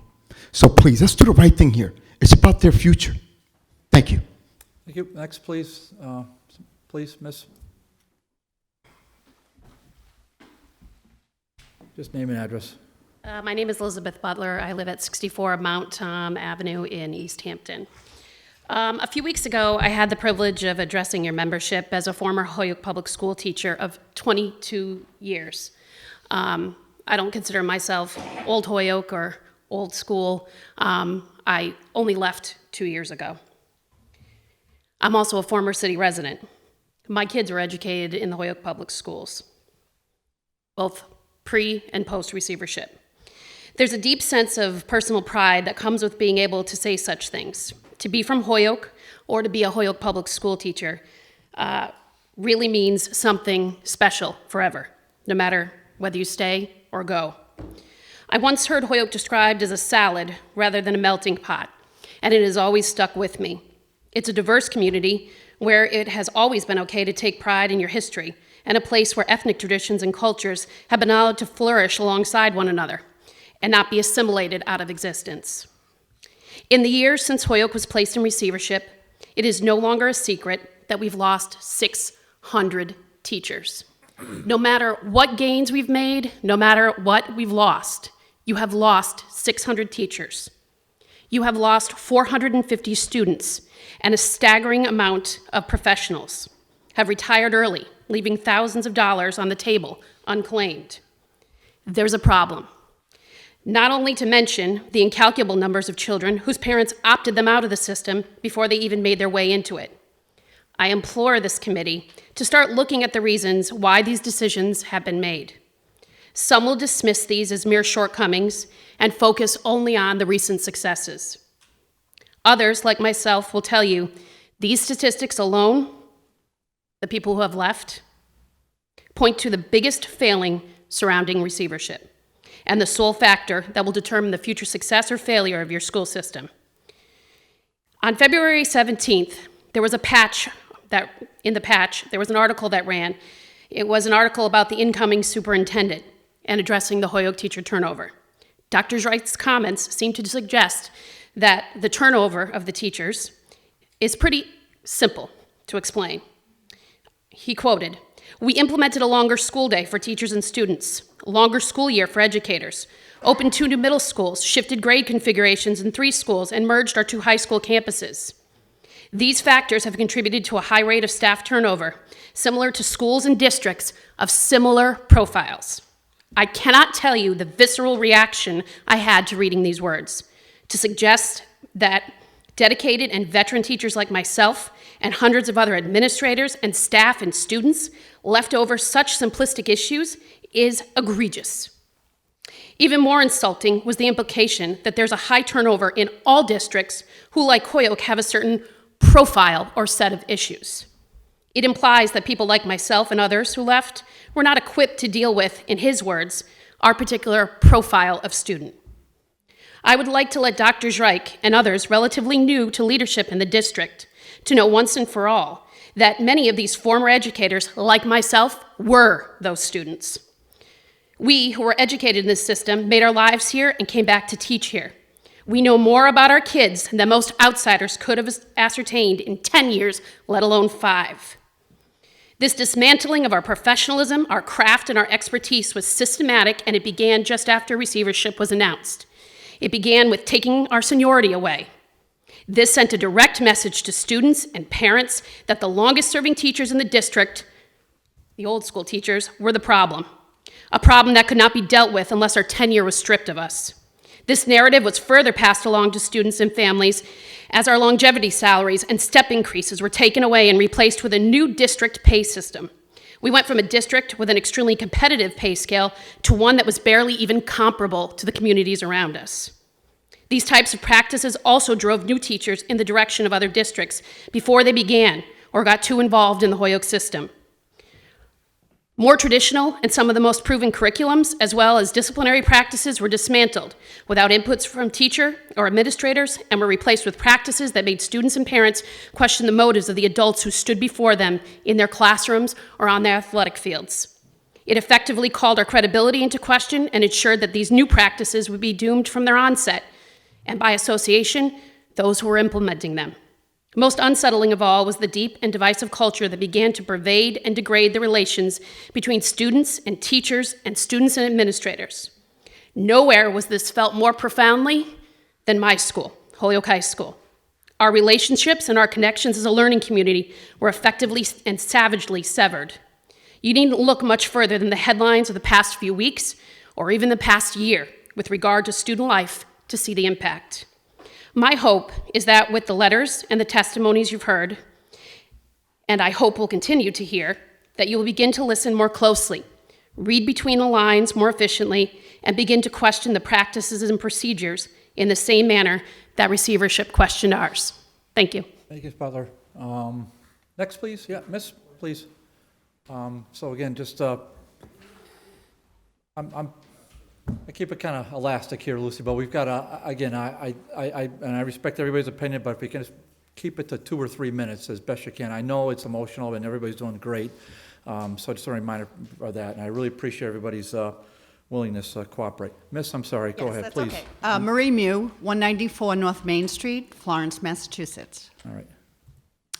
I taught English at Holyoke High School from 2005 until 2018. My philosophy in teaching is pretty simple. I teach my students, or I taught my students, the way I would hope that my own very children would be taught in school. And although there were undeniable challenges prior to receivership in Holyoke High School, what we did have was order and structure. And as we all know, children cannot learn in chaos, and teachers cannot teach in chaos. I want to give just a couple of examples of what I saw as very problematic prior to receivership and after. Prior to receivership, we had teacher hall duties. This way, it ensured the students were supervised in the hallways. After receivership, we had very minimal teacher hall duties. The students roaming around the school unsupervised was problematic.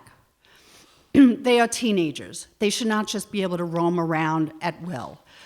We had disruptions in the hall. We had students cursing in the hall, banging on the lockers, yelling. And I'm not talking 5, 6, 7, 8 kids. I'm talking 20, 30 kids. It would feel as if you were at the mall some days. Prior to the receivership, teachers felt very supported with classroom behavior. After receivership, it was a hands-off policy.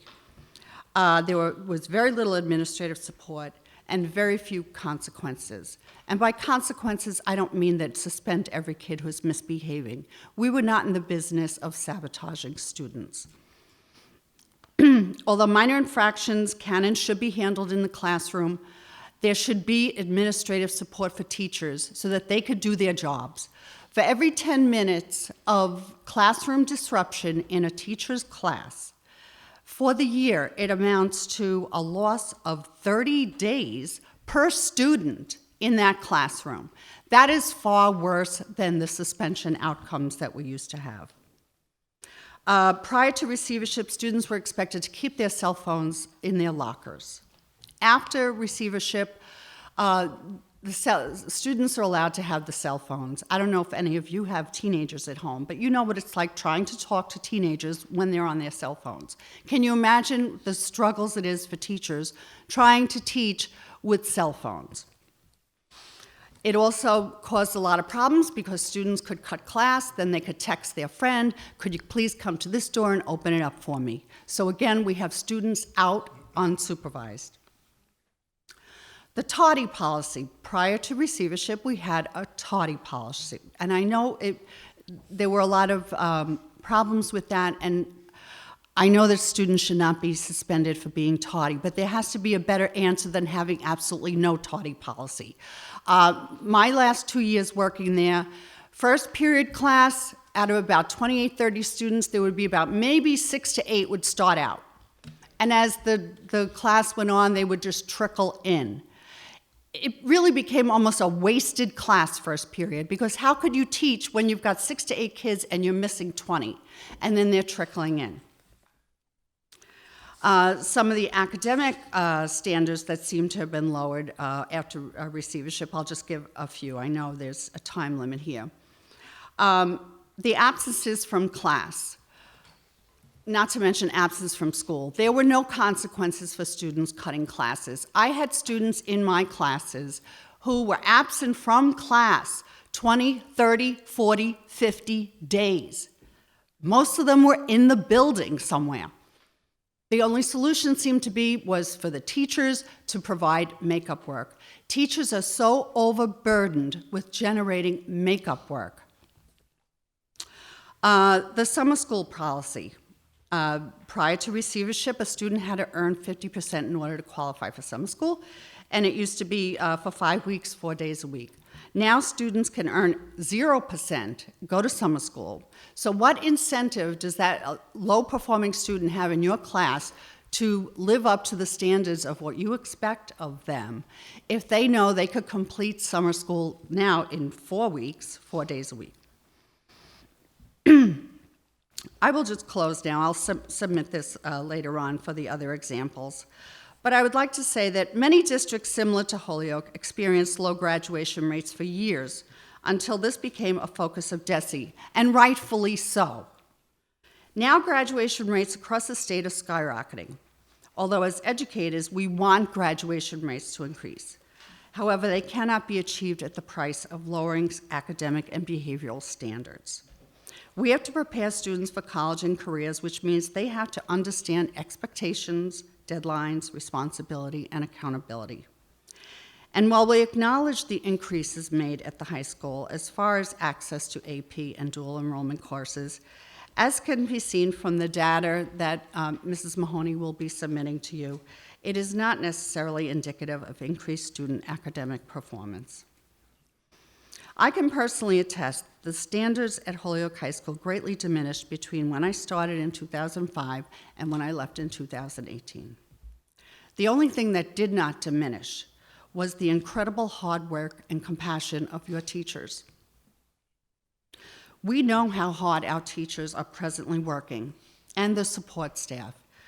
And to help them in their mission, I would urge the City of Holyoke to make it known to the state that we need greater local control of our schools to ensure there is greater accountability to the community. Thank you. Thank you. Yeah, please, sir, come on up. Hi, everybody. My name is Jeff Peterson. This is my 4th year working for the city of Holyoke and the Holyoke Public Schools. I've been a principal. Just your address, if you would, please. I live on 47 Burlington Drive in Agawam, Massachusetts. Thanks. This is my 4th year working with the city of Holyoke. I've been a principal at 3 schools, okay? I was asked to come 4 years ago to turn dean around, okay? And as most of you know, we hired a group from Northampton, an outside group, to come in, paid them a lot of money to come in and fix Dean. That didn't last. We hired a group from Texas to come in, all right, that had all the answers to come in and fix Dean. That didn't last. So Dr. Zreich, through the state of Massachusetts, reached out to me. I was a superintendent at the time, and he said, I would like you to take over Dean. It's really bad. And I don't have to tell you that. Everybody knows that Dean was really bad, okay? I said I need to bring my own team. I brought in Jimmy Cotto. I brought in Al Gates, Maggie Gifford, some of these people that you know. Mickey Buell was there on the team. We changed that school. It had a different look probably by the end of the first week, okay? At the end of the first year to the beginning of the second year, it was a completely new building. Completely new building. It was safe. The year before I took over, prior to receivership, there was 26 arrests at that building, 26 arrests. My first year at Dean, we had 1. Since then, there's been 0. 0 in 4 years. 0, okay? We didn't go in there saying, how can we punish these kids into submission? The beatings will continue until morale improves. That's not the way we did it. We built relationships. We said to the teachers, I don't want to hear these kids come out of your mouth anymore. I said that. These kids, what are you going to do in these kids? I said, don't say these kids. These are our kids.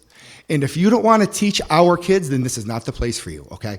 Yes, I don't know the exact number, 600 teachers. I don't know that. But what I do know is that when the state came here, everybody was held accountable. Everybody, including myself, including principals, not just teachers, custodians, paraprofessionals, everybody was held accountable.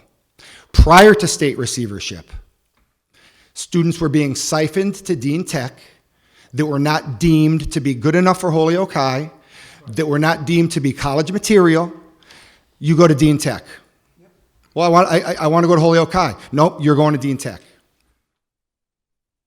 Okay? Not only unethical, illegal, folks. Illegal. Illegal. And we did it here in Holyoke for years, which is exactly why the school district went down the way it did. Exactly why. Okay? Now, since that's happened, we have fixed that. Dean Tech now has 250 applications for next year's freshman class. There's 130 open slots. Do we all remember a time where nobody wanted to go to Dean Tech? Do we all remember that time? Those days are gone, my friend. Those days are gone. So we can talk about all this stuff. I get it. Everybody has their right. We can talk about it. But we're also going to hear about the great things that have happened in this city. The great things.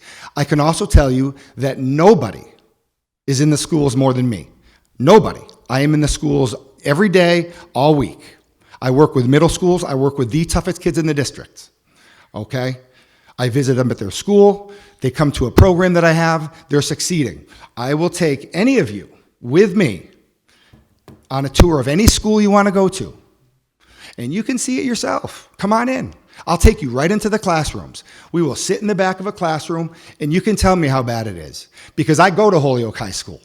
It's better than it's ever been since I've been here. I'm telling you right now. Was there issues there 2 years ago? Yeah. 3 years ago? Yeah. Dr. Mahoney came here. It's a different place. I was the principal at Kelly School.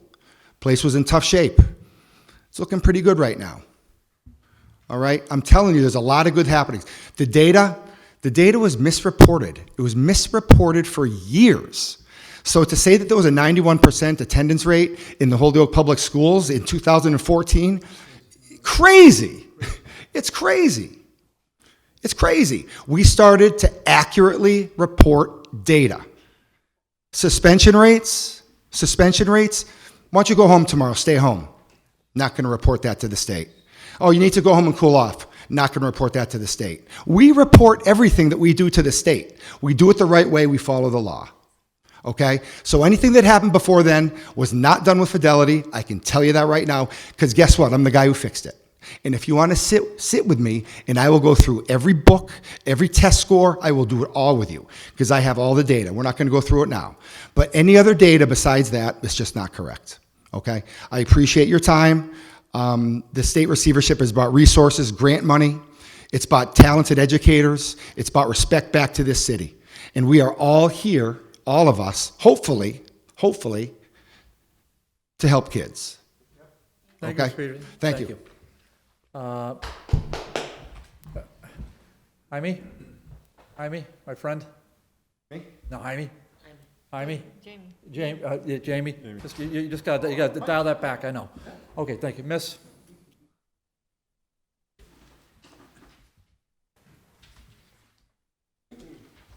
Just name and address, please. My name is Judy Falsetti, and I live at 17 Arbor Way in Holyoke.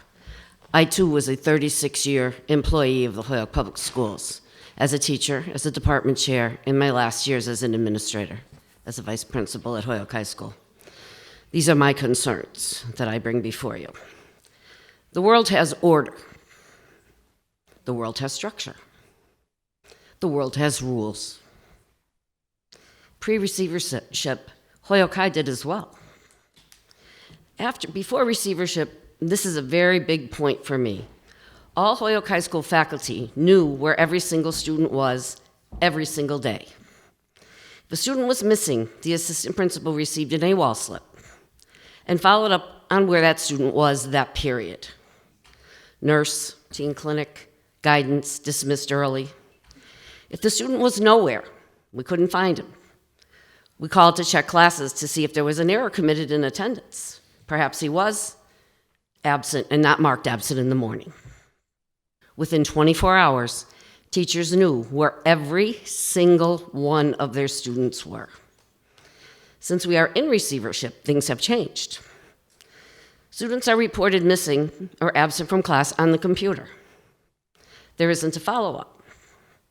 A teacher who left the system recently turned in, last year, 521 AWOL slips, the old way, by hand, to cover that teacher. 10 were returned. The year before, that teacher turned in 859 students that were missing from her class. She received none back. The teacher was never told of their whereabouts. Every single one we did was returned in 24 hours.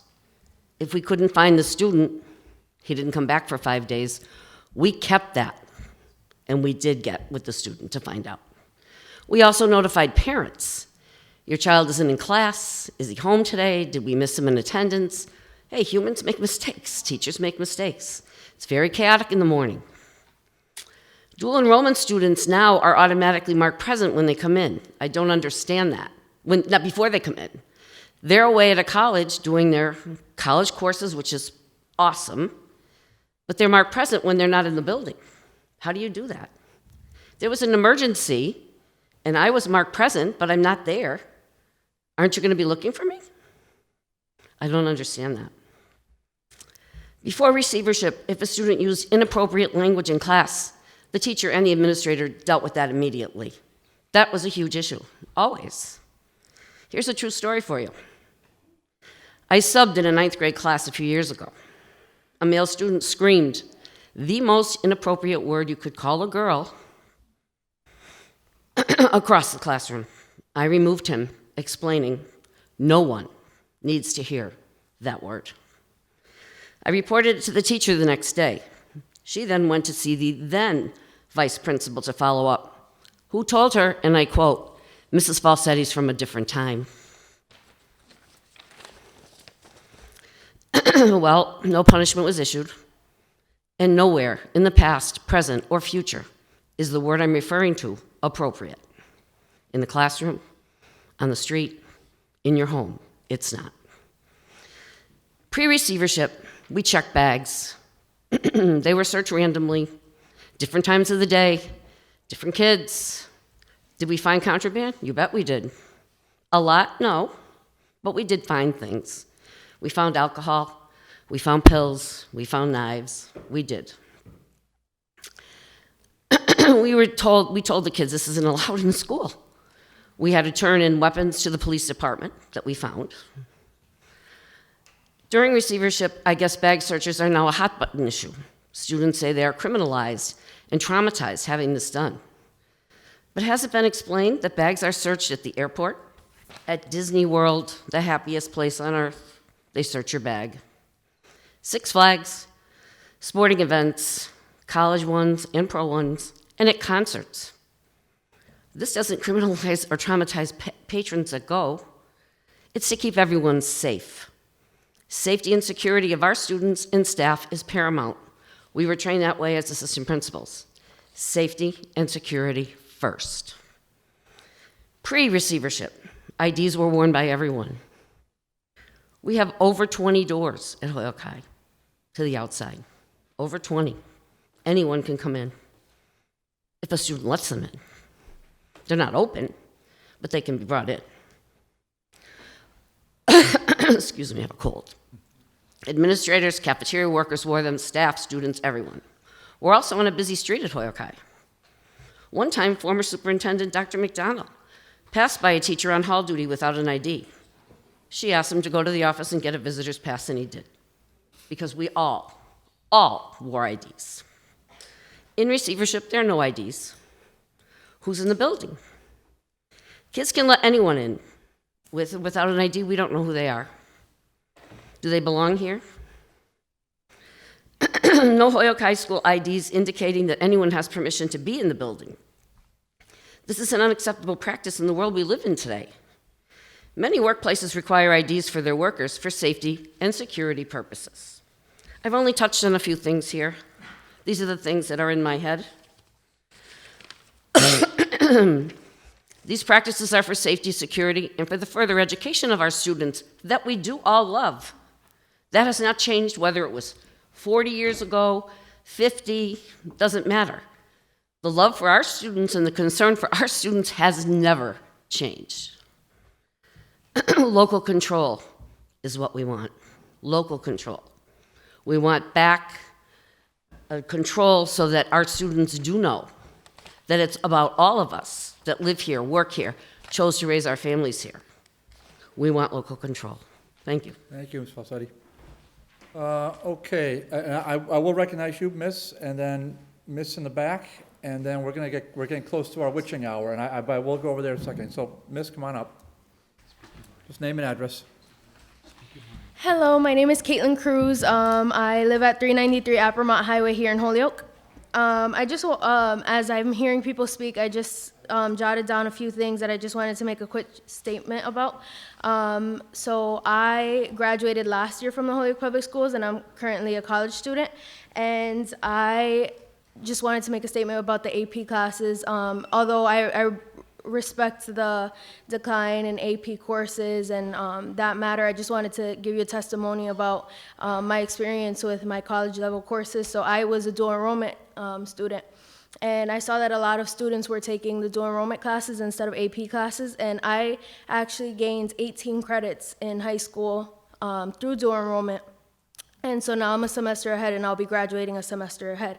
And so I just wanted to acknowledge that as my experience with dual enrollment instead of AP. I just wanted to acknowledge that there's another path to college readiness and et cetera. Also, I just wanted to speak on behalf of Restorative Justice. And so we have, while I was in the Holyoke Public Schools, recognizing that things change constantly and recognizing that even I am a little out of date because I have spent several months outside of a school. I think that it's important to acknowledge the emotional support that needs to be given to students. So I think that before we had a very disciplinarian approach, and I think that that definitely has changed. Students come to school with a more positive attitude.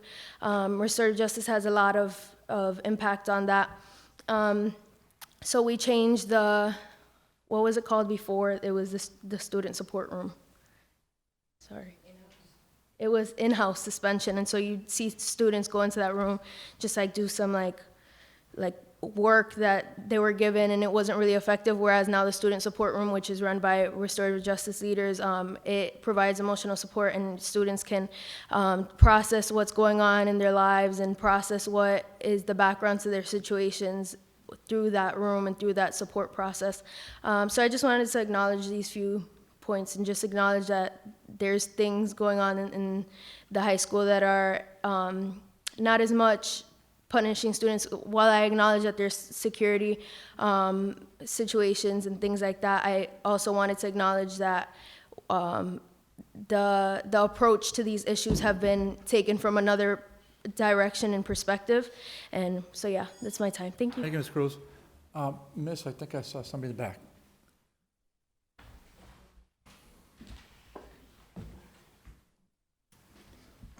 Hi, my name is Zael Vargas. I live at 1155 Hampton Street in Holyoke. And I'm a current senior at Holyoke High. So I just want to talk about my experience. I haven't experienced Holyoke High before receivership, but I've heard stories about it. So I just want to say that Holyoke High currently is a healing process. And I say that in a way because I feel like we have an understanding between both teachers, administration, and students.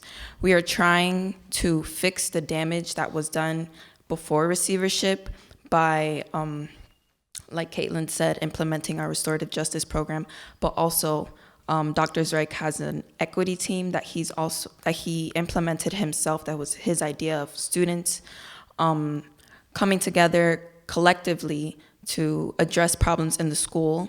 And I feel like that is necessary, as both students from Dean and Holyoke High together. And I want to say that the environment of the school is much better than what I've heard it was before, because before receivership, like Caitlin said, it was a more discipline-centered institution. And I feel like now Holyoke High is more of a fluid understanding with the implementation of restorative justice and the fact that students and teachers are trying to build and mend relationships instead of just having, I'm the teacher, you're a student relationship, that type of hierarchy. And that is all I can think of for now, because I had a lot to say, but it left my mind. But I think somebody else wants to speak. Thank you, Ms. Vargas. Did I see somebody over here with a hand up? Ms. Marcotte?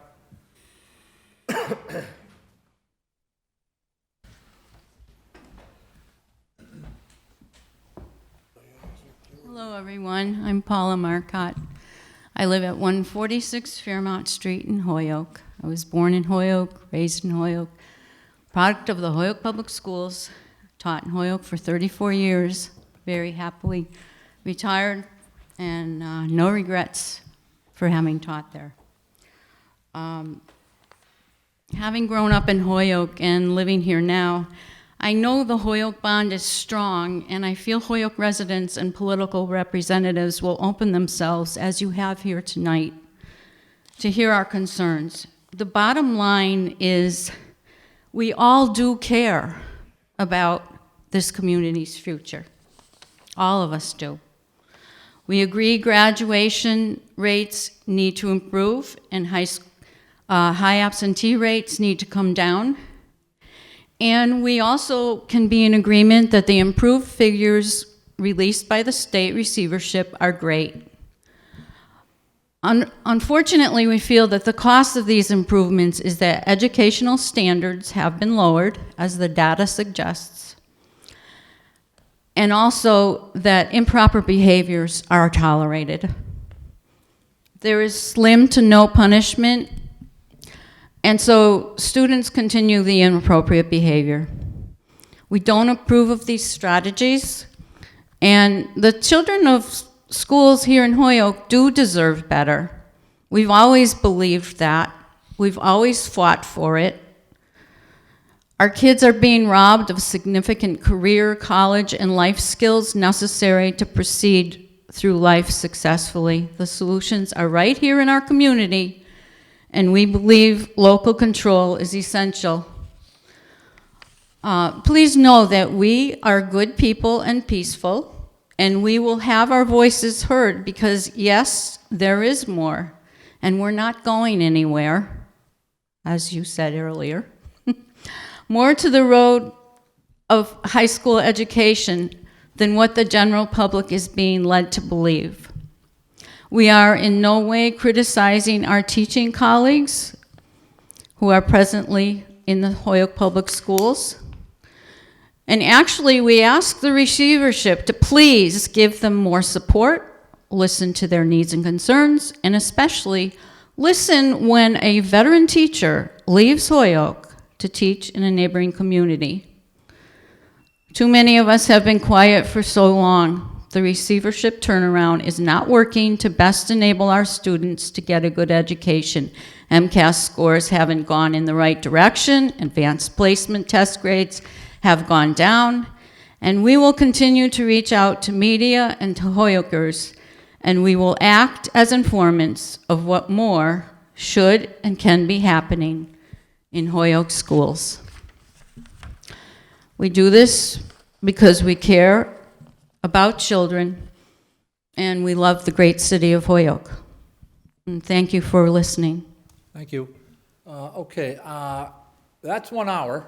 And so, as I said, I think there might be. There were some students who still wanted to talk. Yeah, Gladys, yes, there's a lot of people that want to talk, and I get that, but I kind of want to put a cap on an hour at this because we have more of this agenda. So I'm of the opinion that I'm happy to continue this discussion. I don't want to continue it tonight because of, I did set a time limit at, at least an hour, and I do want to hear from other students, and I'm very grateful that you're all here. I really am. We're all very grateful, and we're grateful that the teachers are here, and the supporters of the receiver. And I did speak with the receiver. He was out of town today, so he did indicate to me last week that that he'd be away, so I want that to be explicitly said. Mr. Mahoney, I saw you raise your hand, but I'm gonna say hold off a second.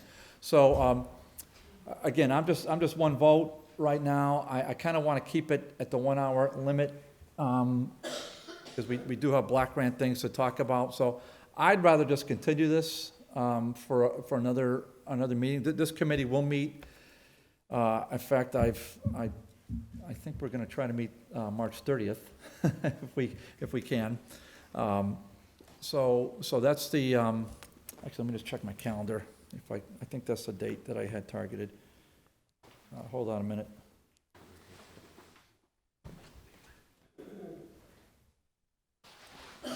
Right, so we probably are going to have another public hearing on other matters for March 30th. But my thinking is if we met at 6 o'clock, we would take this up first, and we would have the public hearing go at 7 if we want to continue discussion. If they don't want to continue discussion, we can move it out of committee. But I'm getting the sense that we do want to continue it.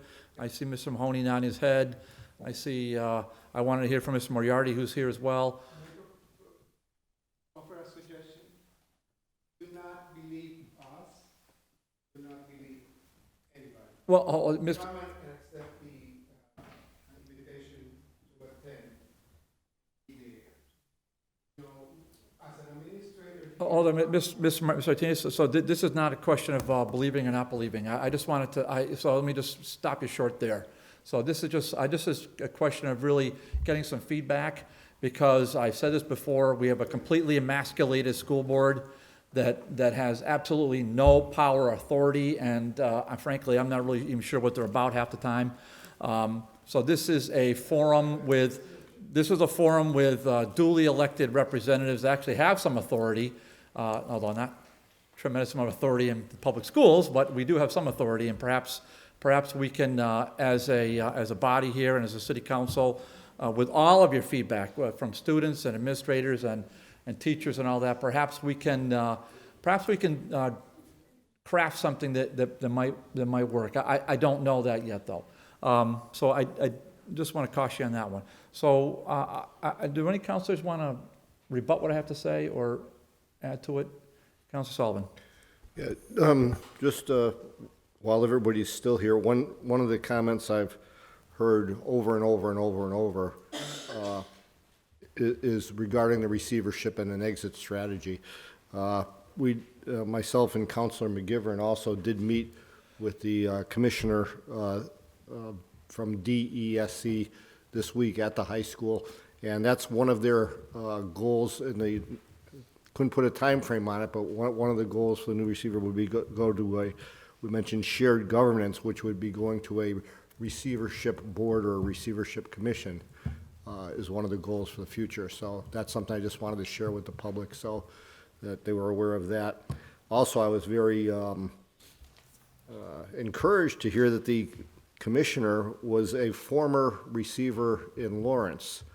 So he's been through the ringer, and to have him now, instead of the person that put us in receivership, calling the shots and knowing what it's going to take, and having suffered through that experience himself, I think may help us going forward. So I was pretty much encouraged by that. I just want to share that. Two great points. Thank you, Councilor Sullivan. So I don't see any other councilors raising their hands. So Councilor Brown Martinez. I just want to acknowledge the students. Thank you for coming out. As you mentioned, this can continue. You have an opportunity someday or sometime to say something. I trustfully believe that. I was also a school board member, and I saw the transitions, how it affected our students moving forward. There's some data here that I've not had a chance to look at, and just want to say that I have seen some improvement. There's a lot of improvement to still go forward. But I do recall while I was at school board, saw too many, Mr. Peterson mentioned the different hands that our system went through to come to the stabilization of having someone for at least 5 years. If I was on the board 15 years ago when I started off, it's taking us this long to see an improvement. So at the same time, I just want to more acknowledge you for being here, taking the time, understanding that you've been hurt. We believe in you, because I think you are the message to the rest of our students. And also, I am a product of having 4 children graduating from Holyoke Public Schools, but I was always an advocate in behalf of my children. I respect many teachers who was there also. My children went through Magnet Middle School, but I also have to acknowledge that if you don't have those parents sometimes behind our children to support you in a sense of when there's no advocacy on your behalf, this is where we're losing our children to the streets.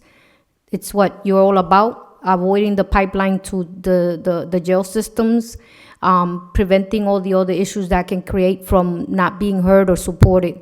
So again, I applaud our teachers for still putting up with whatever, but I also know that you guys need this type of support. And someone mentioned it very clearly, and I love the words you use. This is a healing process, but it should not end here. I think we should continue this, and hopefully, even if we don't come before our board to hear it, I'm open to supporting you guys in any way I can. Thank you. Councilor Tallman. Yeah, just briefly, I'm probably one of the few members here that want to continue and hear a few more students and maybe teachers or administrators, but I have no problem, moving this forward, and I want to thank the students coming down tonight, and administrators, teachers, former teachers. I think I've learned a lot tonight. I mean, you hear many sides of different issues. We have a lot of documents. I'm looking forward to see the other documents that you have, and I think it's important that to continue this and to hear from everybody, students, administrators, teachers, former teachers, staff people, so we can get a picture of what we can do as a city council to sort of, look at the good things happening in the schools and try to make students, things better for all students in all our schools. So I'll say that I'll go along with continuing this to another meeting. Councilor Graney? Yeah, I would like to continue to another meeting too, and give us a chance to examine all the data and all the statistics that are in. Certainly, we need to have all that data and share it with the rest of the people that are elected public officials that are on this city council, as Councilor Bartley has suggested, to make sure that they get all the data so that they can examine the data from the state, from wherever we can get the data, to see what is the actual facts, what are going on, and see how, we're all here for one reason, to hopefully make sure that our students get the best that we can possibly give to them, and certainly the members of this council will act to do that. Thank you. Okay, before you go, everyone, I'll take a motion to suspend our rules, take number 6 off the table, please. Suspend the rules, take item number 6. Second. On motion made and seconded, suspend the rules, take number 6 off the table, all in favor? Aye. Aye. Scheduled meeting for next DGR committee, which I would like to do this for, is that democratic we are? I did say March 30th, and I'm going to stick with that date. Are we all okay for March 30th? It's a Monday, right? Monday It night? is a Monday. Councilman McGivern, do you have anything March 30th? Not now, then. You've been snookered. Okay, so March 30th would be our date for that. That date's March 30th at 6 o'clock. On the motion to take March 30th, so the next meeting, all in favor? Aye. Okay, so back to number 4. Back to agenda item 4. I'll take a motion to table it. Motion to table. Item table, Motion made, second. second is table, non-debatable on the motion, all in favor? Aye. Okay, it's tabled, thank you. Why don't we take a 3-minute recess, because we've got to find the CDBG people. I'll just take a motion to suspend, to recess for 3 minutes. Motion to Recess for 3 minutes. Second. Motion made and seconded, recess for 3 minutes. On the motion, all in favor? Aye. We'll recess for 3 minutes, thank you.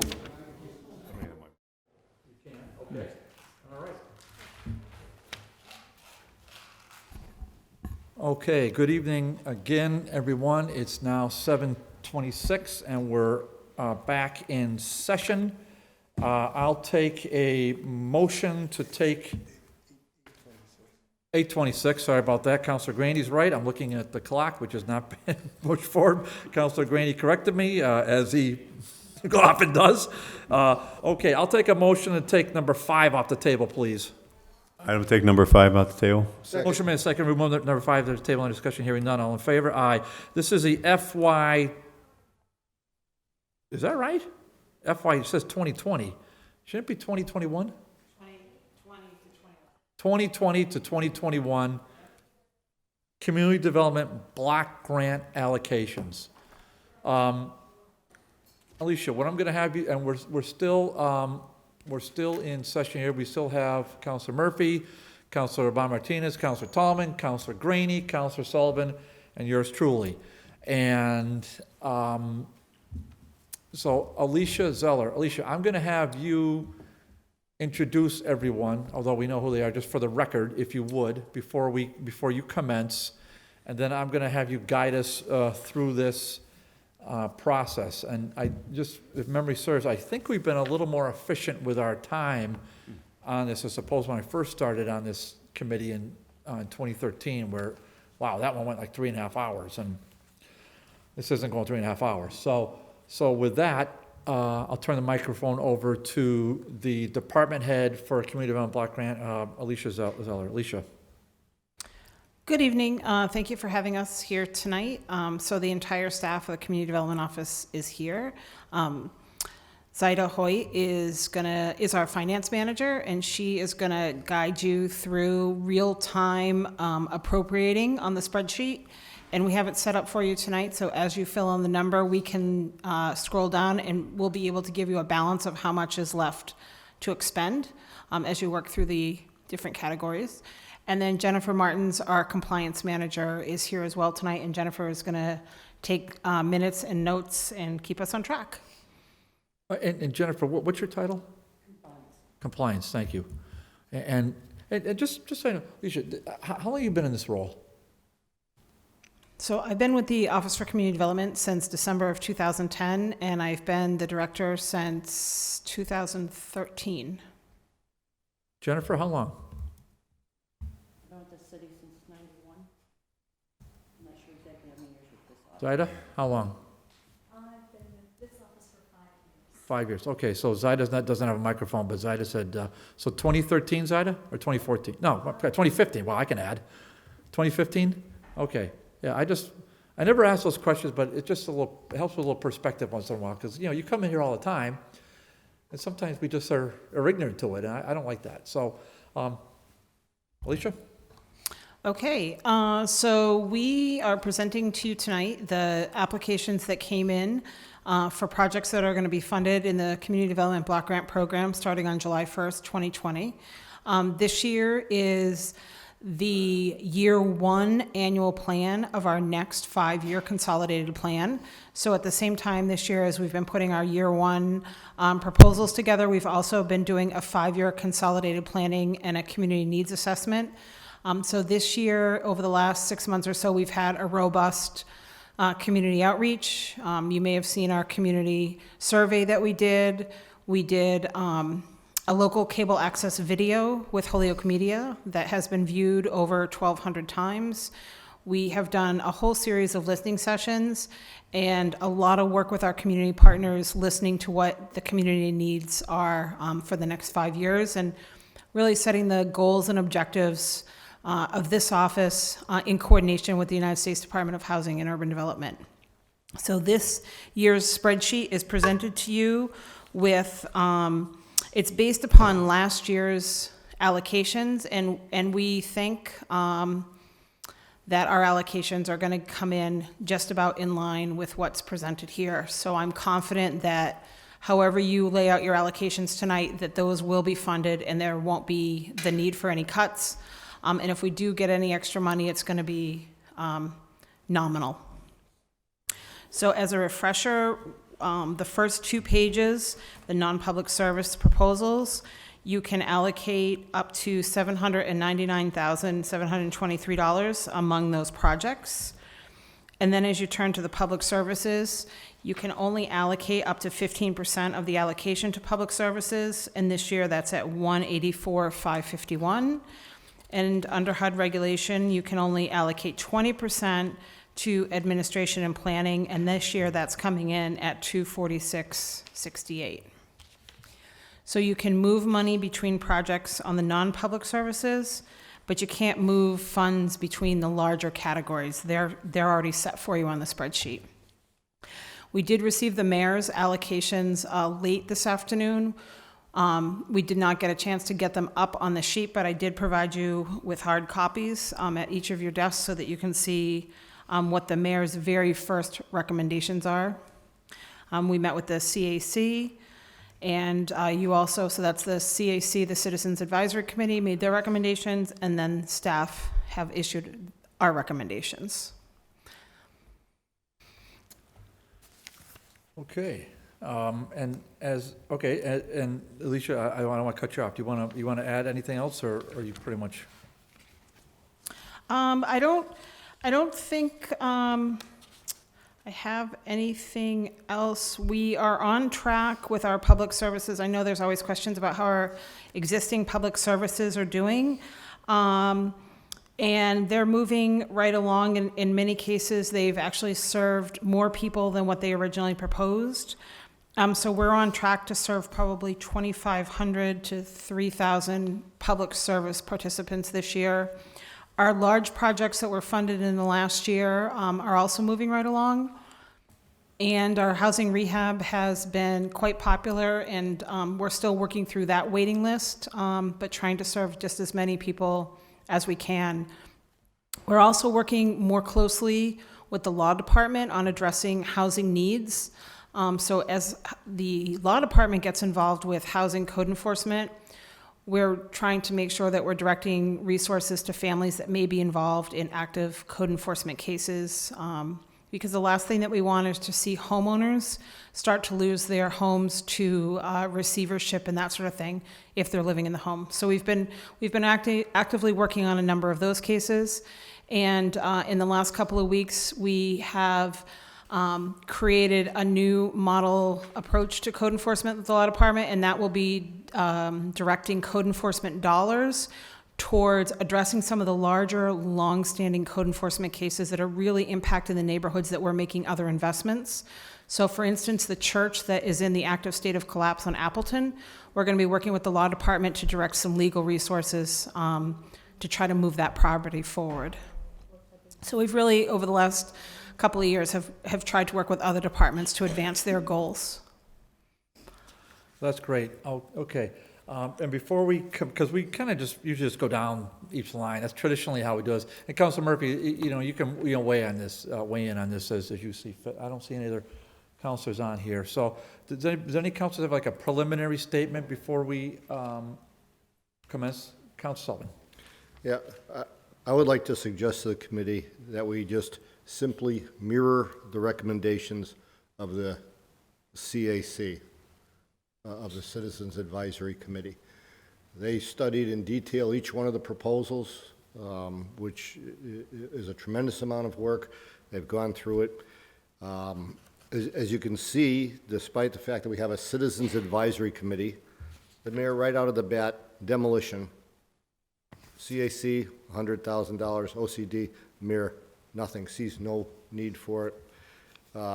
There's other things I can tell you that shows me that the CAC has done their homework, all right?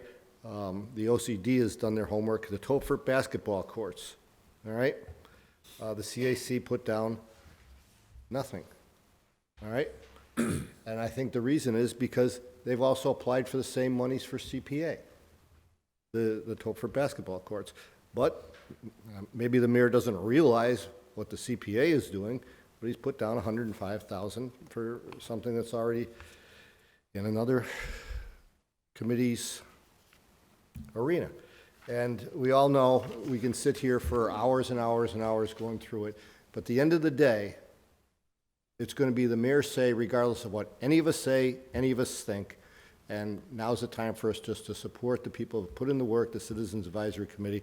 And I would make a recommendation, we just go down and mirror their recommendations. That's what they were there for, that's what they were chosen for.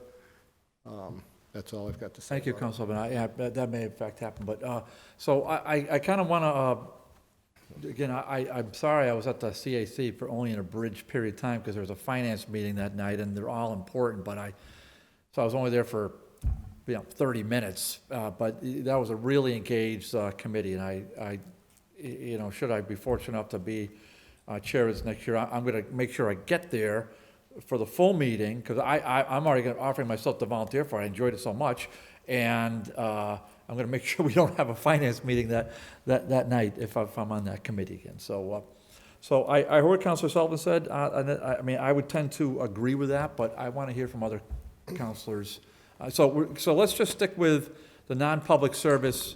That's your first two pages. I don't know if the only the Donahue School, Alicia, would you just sort of remind me of the Donahue School proposal, please? Sure, I'd be happy to. The Donahue School proposal, and the reason that the staff recommended it is because there was actually a participant at one of our listening sessions that attended and expressed concern about the lack of play opportunities for the children in both the neighborhood and at the school. And so we had received word several months ago on, is there any way that this office could assist with the parents of Donahue School as they move forward in wanting to get a play structure for their kids. And then they did attend one of our listening sessions. And so we recommended it because there we had an engaged, active parents group and staff who took the time to attend a listening session, explained why it was so important to them. And there's new units that are being rehabbed, not ones that are proposed to be built at the geriatric or any of those areas, but the existing apartments are being rehabbed up the street from there. So we already have other investments going in the neighborhood, and felt that it was an important CDBG investment to make at Donahue. Okay, so I'm going to, and I heard that. I think with the CAC, I'm great. I wasn't there for the final votes, but I'm grateful that they didn't vote for that. And the only reason is because the CPA funds, I don't think they've been communicated as well as they probably could be. And I kind of like Donahue School as well as Mare Field for CPA funds, frankly. That's my take on it. I'd rather see CDBG funds more for the this moved up to the demo line, and then the Topford, Topford or Tepford? Well, I've got Topford and Tepford from all sides, so let's just see, the Tepford, I just want the committee to know this, and I said this the night of the CAC, and all of us receive meeting minutes from all sorts of various boards, including Holyoke Housing Authority, and in the Holyoke Housing Authority minutes it was December or January, and whoever takes those minutes, I'll tell you, he or she does, it's like you're in the room. I mean, that stenographer is doing an amazing job. I mean, I've been reading minutes for 30 years professionally. These are incredible. And one of the takeaways, or two of the takeaways I'm going to make sure we say on the public record from those meeting minutes are as follows. One, in the Holyoke Housing Authority reserves, they currently have $5.8 million. A vote in a subsequent meeting, because they are so flush with cash. Now, I hope Councilor Martinez, you heard that, $5.8 million. That's documented in their own minutes. They just transferred $550,000 to MMDT. What's that? Mass Municipal Depository Trust. It's the most conservative investment that you can have, so I'm not knocking that. But they essentially transferred 10% of their reserves, because they're so flush with cash, into away from where they have it now, into, which is probably a lousy checking account or a savings account, into a MMDT, which at least gives you 2, maybe 3%. I mean, not great, and we're not going back to the go-go 80s where everybody's getting 16 to 17%, but MMDT is a high quality, so all your principal is protected, and your rate of return is in fact guaranteed and backed by the full faith and credit of the Commonwealth. So it's a no-lose situation for housing authorities and for only housing authorities and other public institutions. We the regular people in the public, we cannot invest in MMDT. But HHA made a decision as a board to invest $550,000 of their $5.8 million. This is also the same entity, I will remind this committee and remind the public watching, that pays south of $3,500 a year for a pilot to the city of Holyoke, despite the fact that they get full protection from police and fire and public works, etc. South of $3,500 a year. That's a joke. And the joke's on the Holyoke taxpayer. Could HHA step up? Yes, they could. Are they mandated? No, they're not. But should they?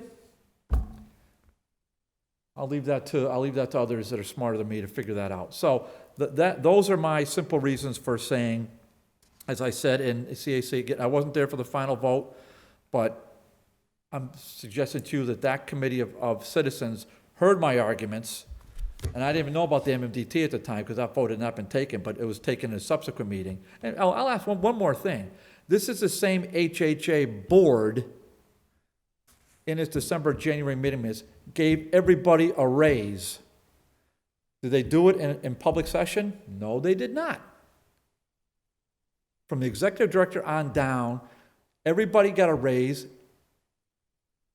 in executive session. So A, they got money for raises. B, they got $5.8 million in reserves. C, they're giving $550,000 to MMDT, and yet they're coming for CDBG funds. Are you kidding me?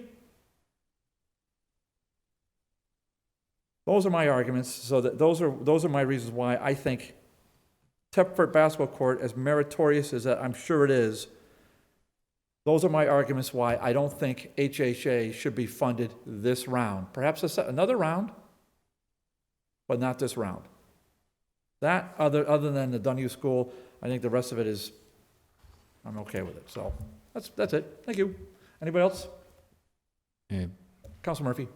Yeah, I would start off by agreeing with Councilor Sullivan and yourself about the demolition funds. I mean, as you know, we've asked the mayor to consider bonding for demolition of a significant number of structures, and we've been spending approximately $200,000, and I know City Council has talked about using some community development funds to lessen our bond repayments, and $100,000 certainly is something that could be spent. And I know on the bottom where you have El Corazon de Holyoke, we're $120,000, and with the mayor's recommending, I mean, I can go down Main Street and there are buildings that are in dire need of either being repaired or removed.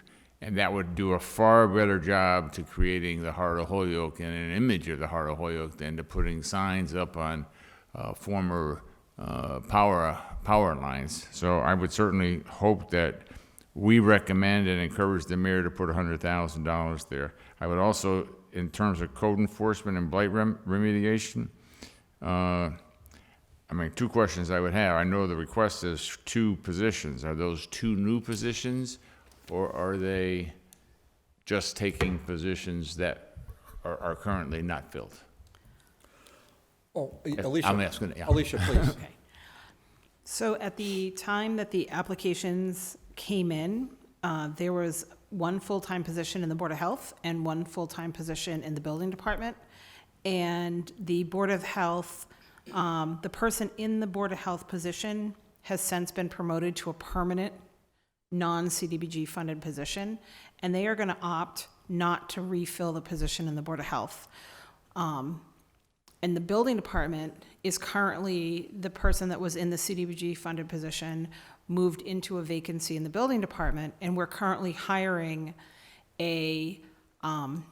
we've currently have an ad out for a CDBG funded building inspector in the Building Department. Because the Board of Health has opted not to participate in the program moving forward, we're only recommending that allocation be half funded at this time. So this, if I Go ahead, can- Councilor Murphy. Yeah. So 67,000 would fund 1 full-time position with benefits and expenses in the Building Department. So this was someone working in the building department who has now gone into a city-funded position in the building department. Correct. And I will say, I spoke with Damien the other day because I was trying to get some code enforcement, and he has told me right now code enforcement is basically put on hold as we approve building permits. And I said, well, we got dangerous buildings, we got things going on. It's on an emergency basis, basically only. So, I mean, and if we funded this last year, double what obviously the Board of Health is not asking for it.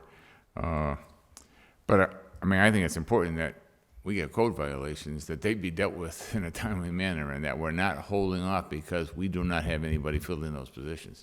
Yeah, but I'm confused. So I thought the last year's funds, the 134, I thought that was funding somebody for code enforcement in building. It was. The position was filled. We had someone actively working in the CDBG code enforcement program. Another position opened up in the Building Department, a permanent city-funded position, and our CDBG code enforcement inspector applied for that position and got it. So right now there is a time period where there'll be a vacancy in the Building Department while we try to find someone new. Okay, well then, that's absolutely critical. So I wouldn't change a penny out of that one. That's critical. I'm a little shocked that as a, never mind. Whatever, who cares? All right, so, all right, what's the, well, I'll make a motion. I'll make a motion that we zero out Tepford Apartments at 105-723 and move that into a demo of the 105-723, move that to the demolition of TDBD properties. Second. Motion been and seconded to zero out the Tepford Apartments and move it to demolition of TDB properties under discussion. Yes. So this will be in addition to the 100 that's already in there?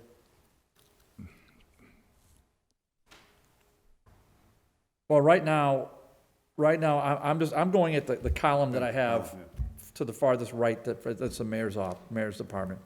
So right now, there's a blank slate in DGR. So I'm saying, take the 105-723 and move it up from, take it out of HHA Tepford and move it to demolition TBD properties. And then, so I just, I just like to go linear down one line at a time. So right now, Mike, there's, Council Sullivan, there's, the whole column is empty, and it's our job to take what we have to fill in the DGR column. Okay, so, if I might. Well, the Council Sullivan first, go ahead. well, just, basically, if we go back to something I suggested earlier, that we just, everything we've discussed so far pretty much mirrors CAC's recommendation. CAC recommended 0 for Topford. They recommended 100,000 for demolition. At least for the first group, non-public services, I would like to make a motion that we, line item for line item, mirror the appropriations suggested by the CAC for the 799, 723. Well, I'm just gonna say that motion fails for lack of second, but only because I think I heard you on that, but I would just like, I think we can get to this pretty fast if we just kind of look at what we have here and then kind of do it that way. That's my take. So my motion stands, motion made and seconded. But under discussion for anyone else? Councilor Graney. Yeah, what you're saying what I think you're saying is to take the $105,000 and add it to the 100,000 at the CAC is already. I'm not saying that at all. I'm saying so right now, our column is empty. All right, in so you just DGR. move it to our column. Yeah, I'm just saying move the 105. So I'm gonna say 0 that one out, put a 0 in that one. If they're all 0, if we're going with a blank column, we're not moving anything from anywhere to anywhere. We're gonna go line item by line item then and dice up the whole 799,000. Yeah, but I don't think it's gonna take that long, Mike. Take that long, no. Okay. I really don't. Alicia? If I may, I'm sorry. you're not allowed to allocate more than what's been requested. So your movement of 105, Thank you. 723. Oh, thank you. So that's why you'll see Zaida, if you're watching the screen, Zaida only filled in 100,000. You can only go to the maximum of what's been requested. Then I'm going to withdraw my motion, and I'm going to make a new motion to say that we fund that for $100,000. Second. Motion made second to fund it for $100,000. Councilor Lamar Martinez, you have a comment? You have to go on the microphone, Gladys. It seems like anytime there's any projects happening in the flats, we went through some of this in the past where Peña Park didn't get nothing happening in their sprinkler park situation. Now we're back into another park down at that end, which is the park for the basketball court. And I know meeting and being there at events, the youth have asked for that. Is there any way we can compromise even half of that instead of the whole full taken away from it? That the whole full amount can go up, not at least half of it only? Yeah, anything's possible, Gladys. Anything's possible. Your vote's your vote. So I make a motion. So we got a motion on the table, $100,000 to go into, so that's why I wanted to kind of do it line by line if we could. So we have a motion to put $100,000 back. We haven't taken anything out of Thetford Apartments yet, Gladys. Nothing. Nothing's been touched. But the motion on the table is put $100,000 into demolition of TBD properties. That's the motion. And there's no other motion before us. Councilor Sullivan. Alicia. Oh, Alicia. Counselor, I just wanted to let you know that we did a reprogramming for some leftover money. We worked on it through December, January, February. Yes. And Peña Park is getting a new spray pool this summer. Mm-hmm. There's $150,000 that was allocated. Yeah, in fact, we voted for that. Yep. This body voted for that. Yep. Yeah, so Peña Park is getting money. Absolutely. And I would just say to my colleague, I just said, I mean, listen, you vote the way you vote, but Holyoke Housing Authority has $5.8 million in the bank. Holyoke Housing Authority is making this request for Thetford Apartments. I'm going to suggest that the direction should be made to Holyoke Housing Authority to expend its own money instead of block grant funds that are just so limited and precious. I'm going to suggest that to the counselor to do that. But you can do what you want. This is America. That's the great thing about it. So that's what I said, $5.8 million in the bank, documented in meeting minutes. What do you want me to say? It's there. I mean, I can't say it 10 more times. Okay, so motion's made and seconded, under discussion anymore, for 100, Council Tallman, I sorry. just had a question, discussion on, Counselor Sullivan stated, so the CPA, did they put in money for that? Thetford Apartments? You said. They haven't approved any, everything's still under, they haven't made any awards or. Oh, they haven't, but is that one project that they did apply for? Yes. And they can do that, they can apply for this and they can apply for the other one at the same time? Apply as many places as you want. Okay, so that's not done yet, so there is a possibility that they're still getting something from CPA funds? See that? And I'm doing this from memory right now, but I think that they've already come in with a reduced number also, 85,000. I'm getting that from memory? And it could, no, it could. Right. That's all I just wanted, So, I'm just saying before I make it, just I'm just going vote to say, to once take it again, away. the CAC did their homework, they did the right thing, they put a 0 down. I appreciate it. Counselor Graney, then Counselor Murphy. I'd like to move on the motion On the for the motion, yeah. $100,000. I've got to hear from Counselor Murphy first. Hold on, Counselor Graney. Counselor Murphy. Yeah, just, again, I'm not opposed, and I do go by Thetford Apartment basketball courts, and they are used, and they are in need of repair, but I would just tell you, the Jackson courts, which were need of repair, I think we spent about $40,000 to have very nice two full court basketball courts for $40,000, and that was just last summer, so I cannot imagine that we would, I have no objection to spending some money, but I don't think anywhere near $105,000 is needed to refurbish those basketball courts. Thank you. Okay, on, One point of order. We can get to Thetford Apartments when we get to it. Why don't we deal with what the motion is first? Yeah. that's what we're doing. Okay, so on the motion. All in favor? Aye. Opposed? Okay, that was 5-love, okay, for that one. Motion to approve the to recommend $67,000 for code enforcement. Under discussion? coordination. I can't anybody be in discussion? Hearing none. On the motion, all in favor? Aye. 67,000. Like I see how easy? Greater Springfield Habitat for Humanity, any motions on that? None. Could I just ask a question? Counselor Murphy, recognized, yeah. Was there a specific building they were looking at, or was this just, we're gonna spend money if we can find a builder? At the time of application, there was no particular house identified, but we know that there's a fairly good size inventory of houses in need of repair, so. Which they would be able to get? Okay. Okay, great, okay. One Holyoke CDC, the world-famous Neighborhood Improvement Program. So this was, the request was 200, OCD 200, Citizens Advisory 200, the mayor 160. I'll take a motion. Motion to recommend 200,000. I'll second that motion. On that motion, under discussion. Yeah, Councilor Murphy. Yeah, do we know how much they gave out in the program last year? We are still working with them to work through the cases because it takes a while to get the homeowners, to get the contractors and that sort of thing. But we have a waiting list of 50, 80 now? Yeah, we have a waiting list now of 80. 80 units that want to have. 80 homeowners. Yeah, we actually had to revise the program because we were seeing more and more homeowners on the verge of losing their homeowners insurance. The insurance industry seems to be really cracking down here in Holyoke. Because of deficiencies? Because of the deficiencies.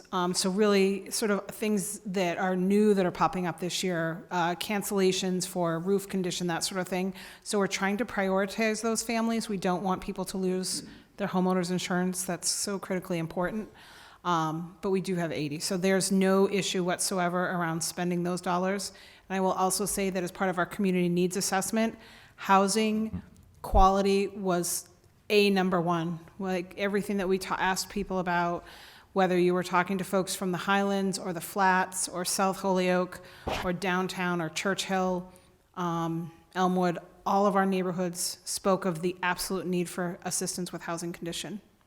So I hope that when I'm giving my report tomorrow night, other councilors are kind of picking up on some of these things. I'm obviously going to miss some of them, but that's kind of a critical one right there. So, and I'm going to follow up with Alicia relative to the insurance industry. Some of my, I don't know who I'd rank it the worst, whether it be the insurance industry or the registry of motor vehicles. I can't remember which one is lower, but they're pretty close. Pretty darn close. But I'll follow up with you on that. Not the RMV, of course, so that's well beyond our scope. Okay, motion is on the table and seconded for $200,000. Is there further discussion? Hearing none on the motion. All in favor? Aye. Opposed? No one. Okay, that's 200. Revitalize CDC Holyoke Healthy Homes Pilot Program. Any motions? None. Boys and Girls Club Boiler Replacement. I'd like to make a motion.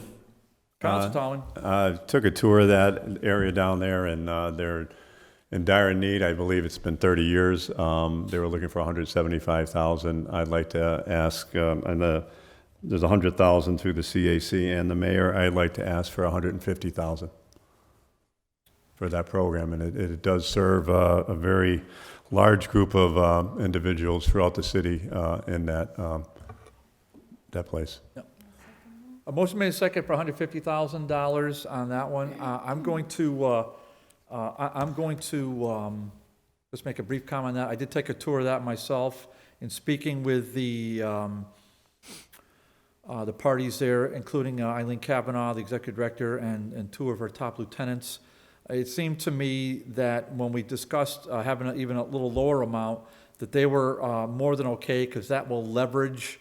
They can afford it. I did mention the number 125 to them, and they were very warm to that. Said that would be able to leverage the extra $50,000. In fact, I did say that at the CAC meeting. CAC opted for the $100,000, which I completely respect, and I can't say for sure, but I'm pretty confident the Boys and Girls Club could leverage if they got the $100,000, they could leverage the additional funds that would get them there. The need, as Councilor Tallman pointed out, is very apparent when you're there. Councilor Graney. What's the actual cost? 175, Councilor. That's the request made. Oh, thank you. Yeah, 175. So I'd like to support Councilor Tallman's motion. That's okay, and that's okay. So the motion is, well, like I said, there are some dire needs throughout this run here of them. I mean, I would like to. I hear three councilors supporting the 150. I'd like to sort of find a happy medium. So I'm gonna make the motion for 125,000 as kind of a happy medium between 100. Whether it gets a second, I don't know, but I'm gonna make a motion for 100. Second. All right. So a motion is made and seconded for 125,000. So we take the second one. Is there any more discussion on this? No. So a motion before us is, so we'll vote on it. If the 125 passes, then we'll end it. If it doesn't, then we'll just go to the 150. So, Councilor Sullivan on the 125? Yes. Bartley, yes. LeBron Martinez? Yes. LeBron Martinez, yes. Councilor Graney? No. Councilor Graney, no. Councilor Tallman? No. Okay, well, motion carries 3-2. So it's 125. So 125,000. Okay. Department of Public Works. Well, Springdale Park play equipment, Wisteria Hearst Museum. I mean, these are just important things. The Dunue School, the fountain rehab. These are all important. Does the committee have what's your pleasure? Councilman. I heard with the OCD, the office, Community Development, stated about Dunue School, and it is, they did several apartments. Matter of fact, we saw up in Tokeniki last summer doing new buildings up there, and they're renovating a lot of the buildings up there. As a matter of fact, my in-laws building has just been renovated with new doors, windows, siding, and they're doing a great job up there. And I did take a walk behind Dunue. There's like a path. They play soccer there. They have a little basketball court, but they don't really have a lot of, I believe it's a baseball field, but they don't have a lot of equipment. And I think for that area, for the school and for the Tokeniki and Farnham area, that we should be giving something. And we may have to come back later because we added some money in here from some things that weren't there. But I would say maybe take that 25 we added and subtract it from Dunue and still give them the amount. Was it like 190 to 192 maybe to Dunue? Where are you getting at? Well, because 125 You wanted the 150. I went to 150, but we got 125, so we increased it 25. Okay. So maybe 25 from the Dunn School, I hear you. Let me just. if we could. I mean, just a thought. We can't. Council Sullivan. Well, to my fellow counselor through the chair here, follow. Forget that. Yeah. Oh, I got yelled at the other night. Imagine that. If we're going to take it from, if we're going to get into the discussion of where to take it from. Yeah, we're running out of time, I think. Yeah. There's not too many more things we But could take let's- it from. Well, El Corazon de Holyoke, another 120,000 on top of the 180, I think, that's already gone into this. I ain't gonna say any more about it. I can't see another dime. I couldn't see it to begin with. I think it's a travesty what's gone on with the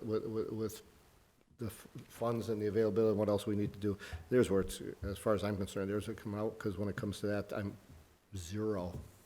Well, plus, don't forget, there is a second page on this, so I want councilors to be aware. So there's sidewalks, which I hope that we're all, cognizant of that, and retaining wall, drainage system, sewer, then the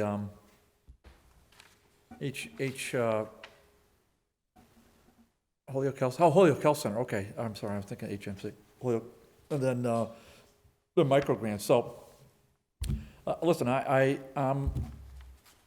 well, Council, somebody want to make a motion on one of these in the DPW range? Because I don't. Councilor LeBron Martinez. I just, $217 for equipment only, for equipment, listen, is that reasonable for something like that? Yes, that's what our, the play structures are getting more and more expensive, and they had picked out a pretty simple design, and so that is accurate. 217,000. Zaida, if she would scroll, so she's got your 192 in there, but we can tell you in real time how many dollars you have left. So you have 307. Oh, so exciting. All right, so. But before that 192 went in, if you were looking to fully, where were you putting the 192? I lost track. If you were looking to fully fund Donahue, because I don't believe there are any other resources identified to partially fund that. If you were interested in doing the 217, you did have enough. You had 307. So at any time this evening, you can just ask her to scroll down, and you'll see what your balance is to play with. All right, well, Council Tallman has a motion. Is there a second for the motion for the 192? I don't hear a second for it. Okay, I'm ready to go down to Thetford Apartments. Does anybody have a motion for Thetford Apartments? Councilor Brown Martinez. Why, if in the future, or can we have the CPA? Just use a mic, class. You gotta use a mic. Why we cannot have the CPA, like in this case that they're saying that they apply also for CPA money, that we could have these sheets in front of us with anyone else applying for some of these line items that makes sense to know, because now I'm kind of like torn. I know it's needed, but if they're gonna get funding somewhere else as well as this. $5.8 million, bank.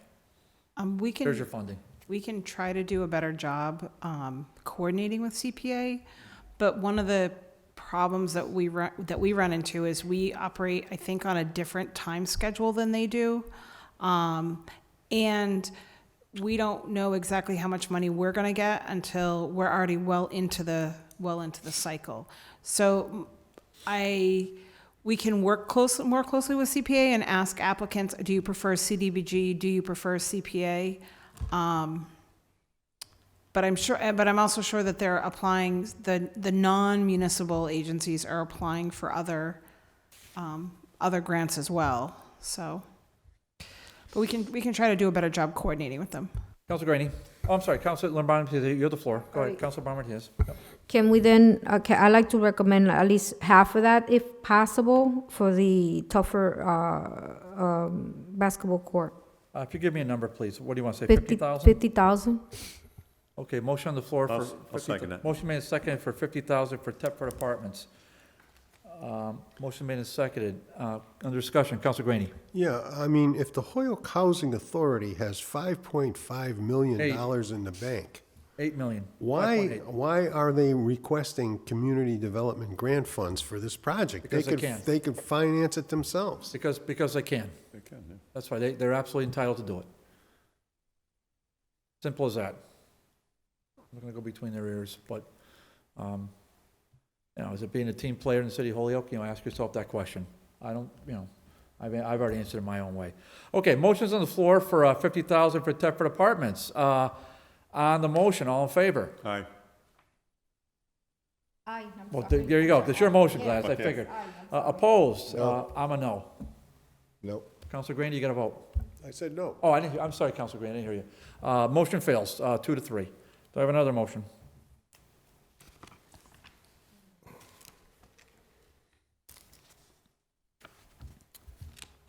Well, I'm going to make a motion. I'm going to make a motion that we fund the sidewalks to the full asking amount of $200,000.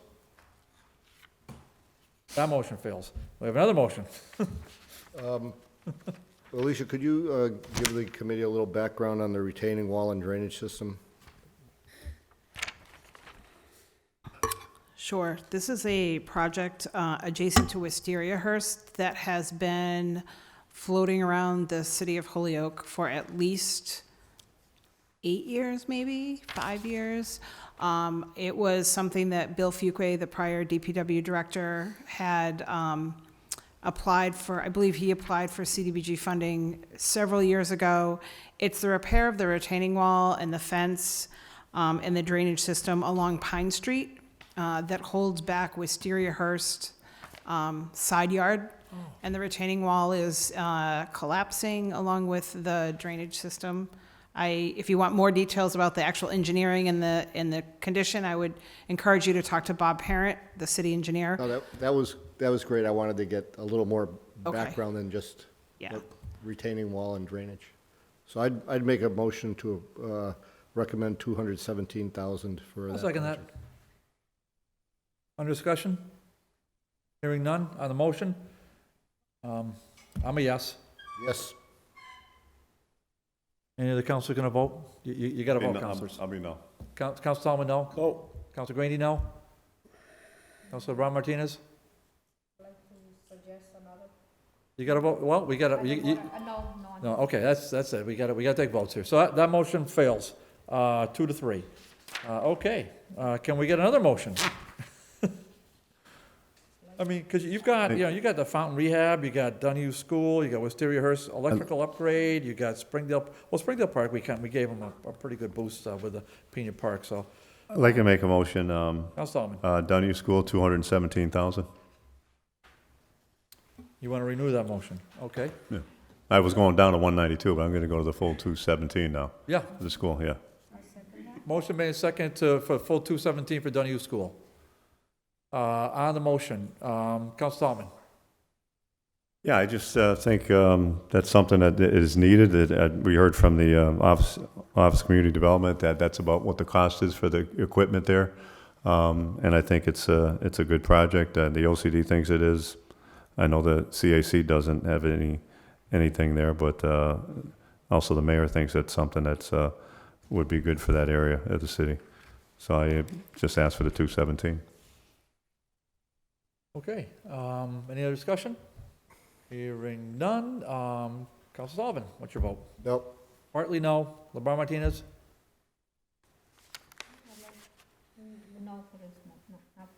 Councilor LeBron Martinez, no. No. Councilor Graney's no. Council Tallman's? Yes. Yes, okay, that fails 1-4. How about another motion? I'm sorry, I voted wrong. We're on the Donahue, correct? Yeah. I'm sorry, I meant to say yes on that, I'm sorry. We still got it. I'll use my privilege as privilege. a chairman to redo your vote. It still fails 2-3, so don't feel bad. Okay, so I would make a motion to approve $200,000 for retaining wall and drainage system for Wisteriahurst.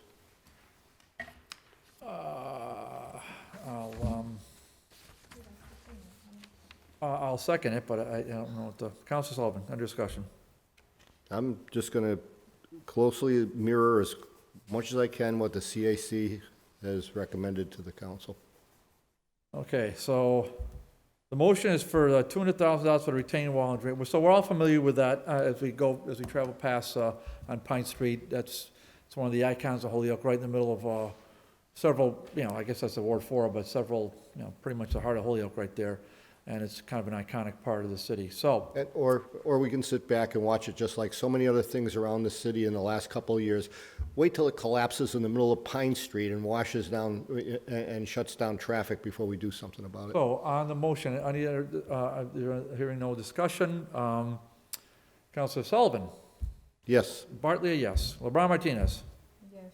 Yes. Councilor Graney? Yes. Councilor Graney, yes. Councilor Tallman? Yes. Well, that passes 5-love. Okay, so 200,000 with a heartfelt argument by Councilor Sullivan carries a day. What are we doing on balance? The item says 107,723. You got 107,723.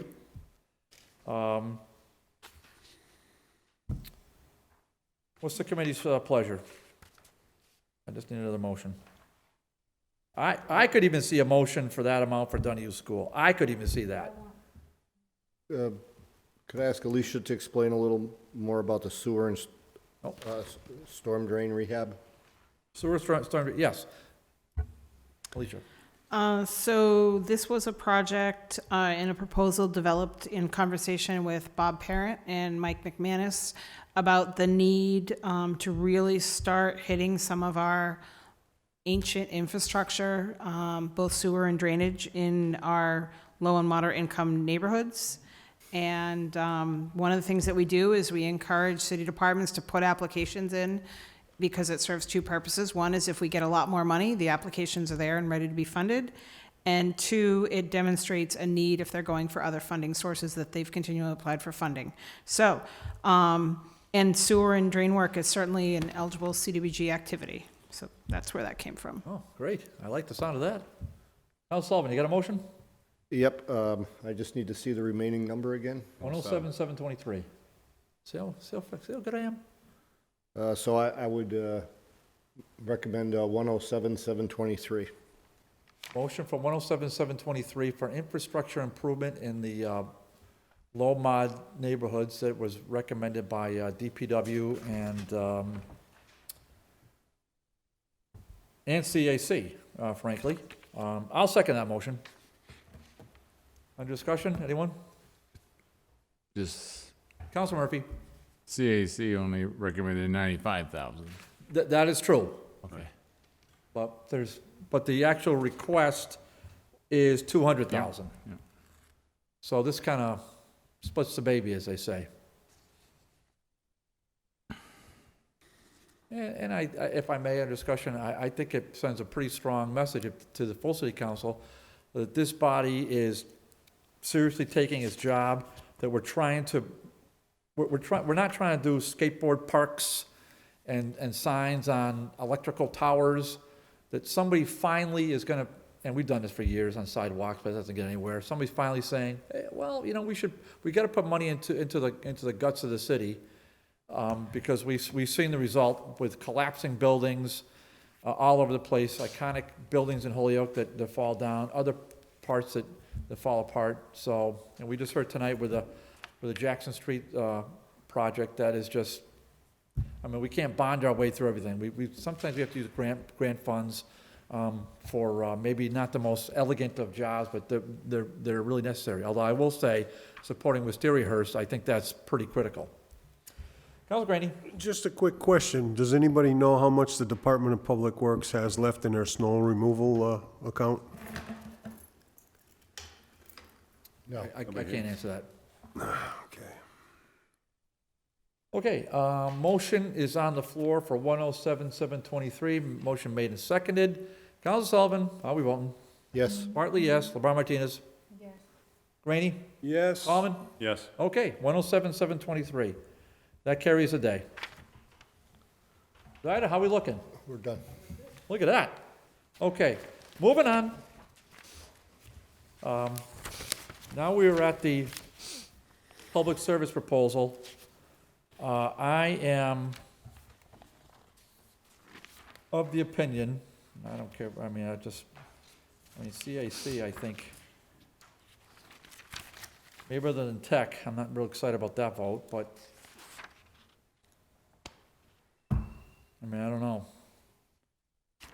Well, we can do it one at a time. So, Big Brothers Big Sisters, empowering the potential youth. I'll make a motion for $3,000. Motion made second for $3,000. No discussion? Hearing none. On the motion, all in favor? Aye. Opposed? None. 3,000. Boys and Girls Club Targeted Literacy Program, $7,000, supported by a whole litany of people. That was the award for last year. Second. Motion made second for $7,000. Under discussion, hearing none. On the motion, all in favor? Aye. Aye. Any opposed? No. Okay.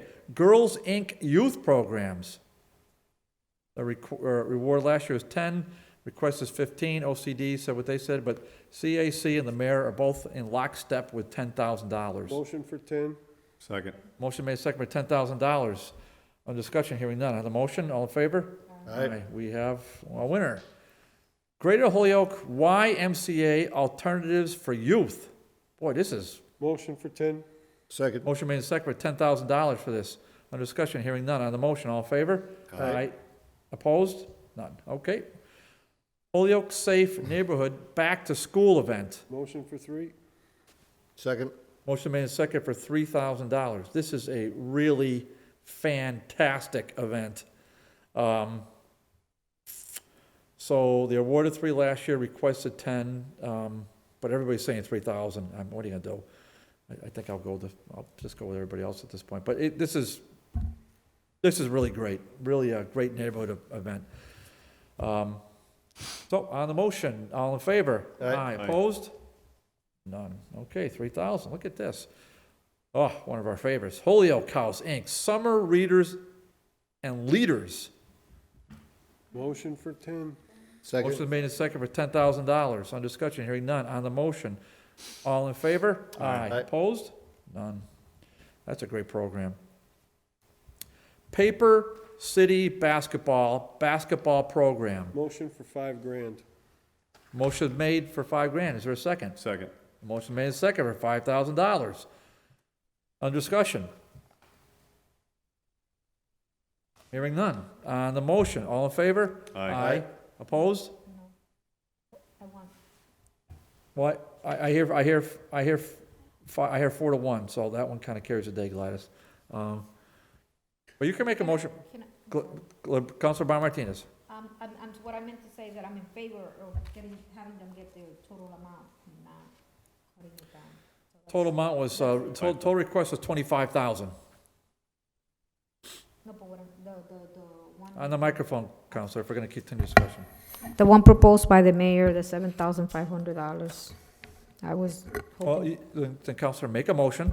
can I make a motion to propose the $7,500? Yes, that's how you do it. You can make a motion. Motion's made. Motion fails for lack of a second. So that does not carry. So what did we get then on that one? 5,000. 5,000. Okay, tech equine assisted therapy. I'd like to make a motion to approve 2,500. I'm going to second that. I think that's a great motion. It's a good program. Because that kind of takes the 2,500, not from the Paper City, it kind of keeps us in line with that. And it's something we've traditionally, and they got blanked last year. I don't know why. Well, I guess I do know why, because the mayor didn't fund it. So, because we certainly approved it at City Council. No. We didn't? They didn't request, if it's NR, they didn't request money. Not requested? Not Oh. requested. So now they're back? So they're Okay. back. Well, I'm glad they're back, and this is something that whenever they have requested it, we supported it. Yes. Can I and- fairly say that? Yes. Yes. And Paper City basketball, it was 5,000? Is that what you? Yes. Okay. So you'll see OCD recommended not funding that agency. We have not dispersed any funds to them as of today. So they were funded for last July 1st. We've worked with them a couple of times. I'm hoping they're going to be able to get something into us in the next few weeks to get reimbursed, but we've not seen any reimbursements from them. So their grant from last year is sitting in the office waiting to be used. And that amount, Alicia? 9,600. $9,600. Oh, Just in the interest of full disclosure, if agencies are struggling, I feel like, and we recommend not funding, sometimes they, yeah. well, that helps, that clears some things up, so there's still 90, Council Sullivan, I'm sorry. Yep. So, Alicia, though, there's a gap between their season when it starts and the funding cycle here. So I believe that, from what I've been seeing on Hello Holyoke and stuff, they're just having the tryouts now and the teams are just forming for the coming season. So none of the money was in place last year in time to support them at all, zero in any of their activities. Okay. Correct? So their money, their 9,600, will expire on June 30th, and so they will have to submit for reimbursement in early June at the latest. Right. So any expenditures for them after June 30th are not going to be eligible for that 9,600. So they're going to have to spend it all in the next couple months. And we're happy to work with them. I know both Jen and Zaida have been working. There's been some transition and that sort of thing. But when that kind of money sits around for public services, we kind of see how they do over the next year before we recommend funding again. But I know it's a great program and doing a lot for the community. I can't say it's not. I'm wearing their shirt tonight, too. Yeah. Okay. Councilman. Can I take that back? I mean, technically, if they got 9,600 still sitting there and they could put that forward for next year, could I? No, they can't. No, they can't. So that. No, but if they're starting up soon, you can't. So they're going to lose that money, but we're putting another 5,000, and are they going to be able to use that 5,000 for the next year? They'll be able to use that, Right. yes, next year. Okay. So that 9,600 is going to go somewhere else. No, They're going to use that this year. more than likely. It's only a couple months. Okay. Yeah, All right. I mean, all right. they're- I'm just wondering why it's sitting there. I mean, I understand now what the OCD says. You know, they blanked it because they didn't spend the money that was allocated last year. So now we're allocating again Because this year. the money that was allocated to them last year was after their season ended. Okay, so the money we're going to allocate this year is going to be after their season ended too? No, their season is, You know what I'm saying? right, but that, I'm just trying to get clarification. I just don't want to give 5,000 if we could give 5,000 to another agency, that's all. right. But then they'll have a gap going into next year with no money at all. Go ahead, Alicia. I'm not explaining it well, but go ahead. No, if I may, you certainly can condition the award. So if and we've done this on other programs with you, that you could attach a condition that you're doing $5,000. However, that amount would not be recommended if they don't expend their 19 award. That Oh, I makes like sense. that. I like that. That's a good. So that You're gonna make you're that not motion? you're not penalizing them for any kind of staff changes or anything, but you're making them aware that if they don't do the 96, then they don't get the 5,000. Got it. Council Solomon? Okay, I'll make a motion that if they don't expend the 9,600 by June 30th or early June, that they will not get the $5,000 award for the next fiscal year. I'm going to It's a second good that. condition, like, yeah. I'm going to second that. Yeah. Does That seem fair? everybody understand what's happening here? Yes, sir. Great, Seems I'll fair. tell you, this is. High finance.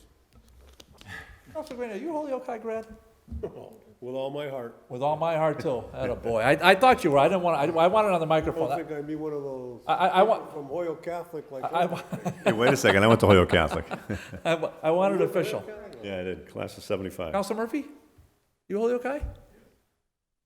There you go. This is just. I learned all these things. You know, Holyoke High School alma mater, first forever. That's right. That's right. Okay, on the motion for the condition, all in favor? Aye. Aye. Opposed? No. Okay, so that's a great condition. Thank you, Alicia, for recommending that. So the condition is the $5,000, so long as the $9,600 is Expended or? expended. Expended. Okay, is that, okay.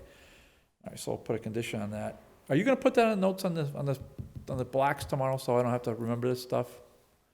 Mrs. Martins, I should say. I got it. How's my buddy Dave doing? Is he okay? All right.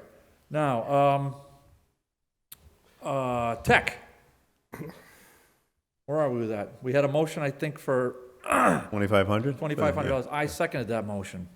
Any discussion on that? Hearing none. On the motion, all in favor? Aye. Opposed? Nope. No. 4-1, that carries a day. Motion, $8,000 for the Western Mass Elder Care Meal Program. Second. Motion made and second for $8,000 for Western Mass Elder Care. How do you beat that? I mean, it's just a great idea. But that's just me. Any discussion on it? Hearing none. On the motion, all in favor? Aye. Opposed? No one up in opposition. 8,000. Care Center Working for the Future. Anyone? I'll make a motion for $10,000. Second that. Mirror the CAC. Oh, very good. Motion made and seconded for $10,000. Well, I'd like to suggest one thing before we go too far with that. No discussion, Council Tallman. That's Councilor Sullivan, I'm sorry, I'm getting rappy. Mirroring the CAC, we just put $2,500 where they had zero for the tech. So we gotta start thinking a little bit. We're gonna run out of cash here, so. We just have to. We can see the bottom line. We got it. We're okay. We might have to cut I mean, you could hypothetically, you could agree with what the mayor suggested, 8,000, and have a little more flexibility in there. If I'm not making a motion, I'm just saying, if you would consider that. We don't have to consider it though. So. Well, there's already a motion, right? Yeah. But somebody else can make another motion for $8,000. I'll wait and see how much cash we got left at the end. Okay, motion's for $10,000. All in favor? Aye. Aye. Opposed? None. Okay, $10,000. All right. Community Education Project, GED prep class in Spanish. I like to support. I like to suggest the 12,357 that it was proposed by CIC. That's not what the mayor wanted. I'll second that. I'll second the $12,000. Before we. I know the organization. On discussion, who wants to be recognized? Me. Councilor Sullivan. Glass, if you want to recognize, just raise your hand, I'll recognize you. Councilor Sullivan. Alicia, how many people were serviced by this program last year? So you're on CEP?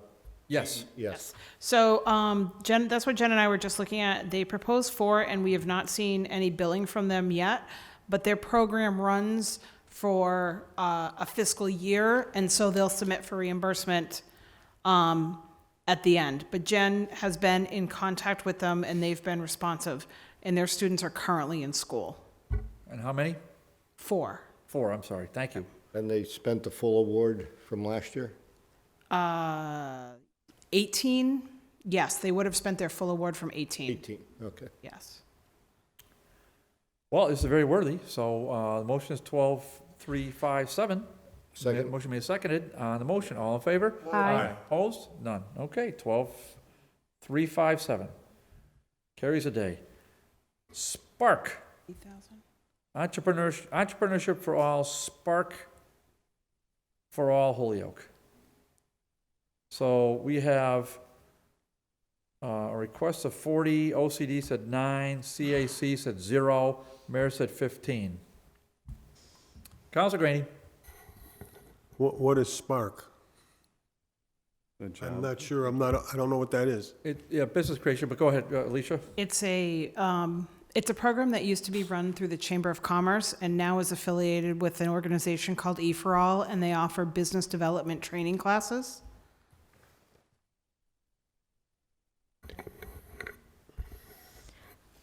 I like to. Councilor Martinez was Go ahead. recognized. Thank you for recognizing. I like to support that $15,000. They're doing a great job.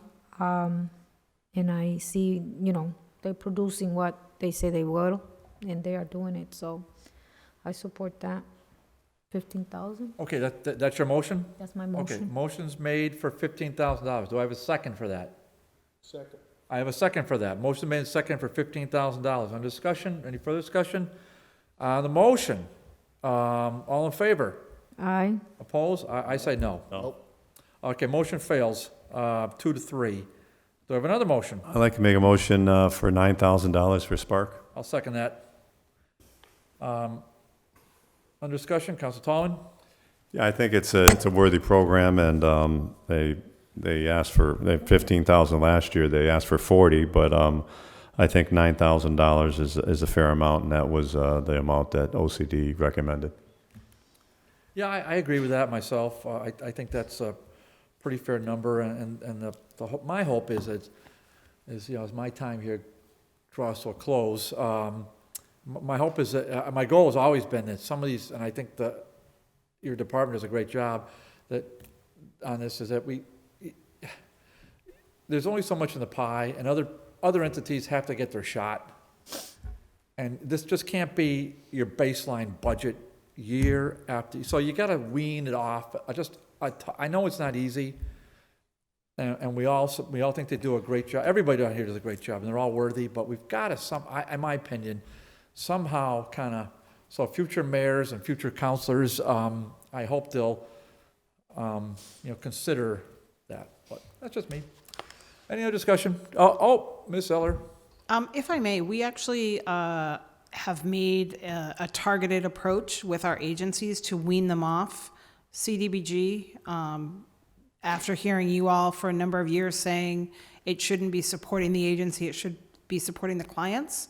And so now when you see the amounts that are here that the agencies get, what we're doing is we're only paying an agency once the client completes the program or receives the service.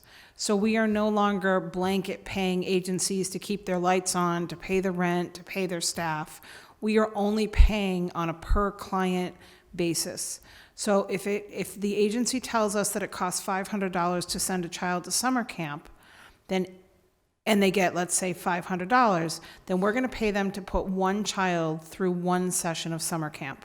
And there's a whole series of documentation that supports it, but it has gotten our agencies away from relying on CDBG for their overhead, and it's pushing the dollars back to supporting clients and beneficiaries. That's great. So we heard you loud and clear, and that's what we've been doing with the agencies, which is also why you see some of the OCD recommendations, the numbers look kind of funky, and that's because we know on a per client basis how many clients that we can serve with that recommendation. So when you see an odd amount like 9564, we know that for 9564 we can serve X number of children in that program. That's great. Councilor Paula Martinez had her hand up. Yeah, so on Sparks, so you're saying that they applied last year for 15,000?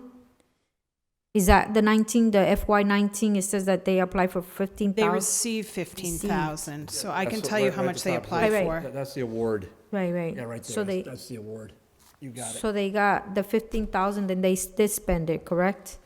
They have not yet. And I'll tell you why in a sec.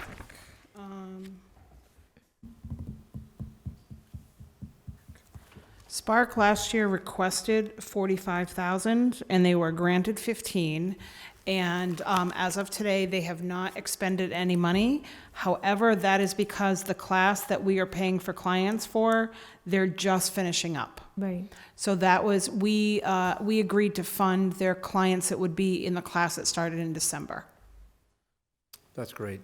That's great. And so what I'm hearing Alicia say is that based upon what we've brought back from this body, that they've looked at what programs are funded. That's why in this case, OCD said $9,000. So that's one of those odd numbers. Really it is. 9,000 is kind of a weird one because OCD is saying that, hey, $9,000 turns, churns out something positive for the constituents. So that's why I'm hearing that. That's why I second that motion. I think it makes sense. Any other discussion? Yep. Councilman. So my spin on it is that entrepreneurship, anybody that's going to go into business for themselves should be educating themselves. They shouldn't be coming to the public trough for money to support the businesses. They should be raising through the banks, through their own savings. The same with the education piece of it. They should be getting that at Holyoke Community College. They should be getting it at UMass, wherever.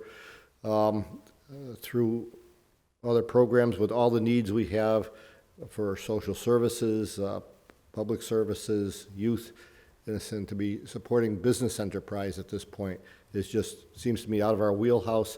And I will stay with the people I've worked with for the last 4 years on the Citizen Advisory Committee that concluded 0 also, given the other needs that we have in front of us. Councilor Bar Martinez has her hand up. Yeah, because I have seen the project in action, and they're really supporting grassroots individuals who will not be able to afford to go spend money in a college setting. They're learning also financial literacy through this process, how to save, how to open their own, everything that we want our citizens to learn to do in order to be efficient in their business.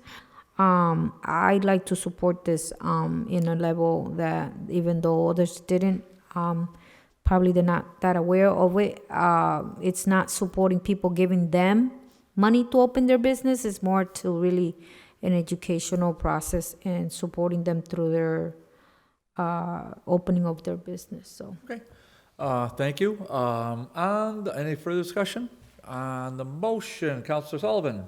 No. Councilor Bartley, yes. Councilor Bar Martinez? yes. Councilor Martinez, yes. Councilor Graney, yes. Councilor Tallman? Yes. Oh, okay, carries today 4-1, $9,000. Motion for Providence Ministries, for Kate's Kitchen, $8,000. I'll second that. Motion made and seconded for, it's the Food Works program at Kate's Kitchen for $8,000, which is the kind of the halfway point between what the mayor said of $5,000 and OCD of $12,000. The FY19 award was $5,000. I'll speak in favor of this this motion. I've been to numerous graduations there. It's incredible the stories you get when you go to these graduations. I encourage any of us to that haven't been. I'm sure you have, because I haven't hit every one, but I think there's been. Certainly double digits. I'm not going to say 20, but it's pretty close to that. And you're talking people that I don't know if they would get. And it's a great kitchen. It's Ralph Webb. Yeah. This is a professional chef, and it's pretty nice. And then the board of Providence, they do a wonderful job, and they commit a lot of their own money and certainly their time on this. So I think the $8,000 number is something that we should consider supporting. Any other discussion? Seeing none, on the motion for $8,000, all in favor? Aye. Opposed? None. $8,000 it is. All right. Turning the page. Okay, Police Department Drop-Off Center. I gotta be honest with you, I'm not even sure what that is. Is that with the drug program? That's the one on Alicia, Race Street. can you give us a little summary of that one? So this is the off-site police department drop-off center that is hosting behavioral health teams, mental health teams, recovery coaches, and as the police department identifies people on the streets that are in need of services who are not under arrest, they're being taken or directed to the drop-off center for assistance. And where's the drop-off center? It's on Race Street. Steam building. Hold on, Councilor Sullivan. Councilor Sullivan, I will get to you. And This is I not will a share with free-for-all. you that to date, they have served 296 individuals at the drop-off center. 296 people have received one-on-one direct servicing to assist them in the opioid crisis. Now, is this paying, Alicia, for people at the drop center itself, or for the police to sort of So the CDBG funds are being used to pay rent for the space. rent for the space? Yes. Okay, and to whom are we paying rent? We are paying rent to an LLC. I'm looking to Zaida. It's in the Steam building. It's an Okay. LLC. So- It's so a corporation that I owns the hear you. building. So here's my problem with this, not the program itself, it's the rent. So I can see that one being every single year coming back for, because this is the rent. Rent, yeah. I mean, so what's OCD's position on that? I'm sorry, what? Well, what's your position? I mean, this is for rent. I mean, do you see this being weaned off ever? So my position, my opinion of this program is that it is a desperately needed program in the city. And in my opinion, my personal opinion, having it away from the police station and having it away from district court, Any official type buildings is beneficial because people may not want to go to the police station for these kinds of services. And when I see that we've served almost 300 people since July, that says to me there's a need. I can't speak to why the program selected Race Street or why the police department decided to ultimately have it there. But it makes sense to me that it's off-site from the police department or district court or the hospital. It's centrally located.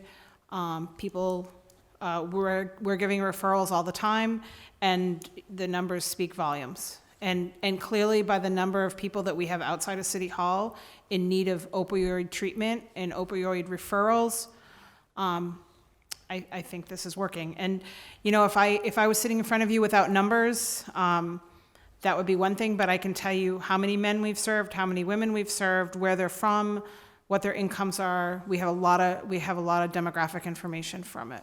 Cool. So- Thank you for that. Yeah. Councilor Bartley has her hand up first. Yeah, Councilor so, if we recall, they also received a grant, right? So this is leveraging off what they're providing direct services with that funding, and then they're paying for the rent with this, that it could even be reverse if you was to look at it. And I really support it. I've seen the action. I've also seen the decrease of some of the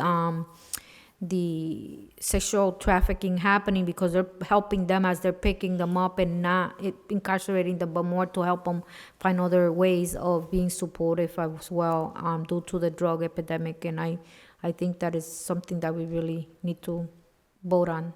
Councilor Sullivan. Yeah, I'm also very, very, very much in favor of this program. For anybody that missed it, it just made the front page feature story in the Daily Hampshire Gazette, and it was fantastic reading. I believe the guy featured there was a vet, and it just seems like a great program. As far as the location, it's still in close proximity to the police station, but I think it's great that the people aren't being taken to the police station, and it's in a downtown location, which is where we also know we have a lot of the opioid problems transpiring. So, Councilor Graney. Yeah, I'm fully supportive of this program too, but do you have any recidivism statistics on it?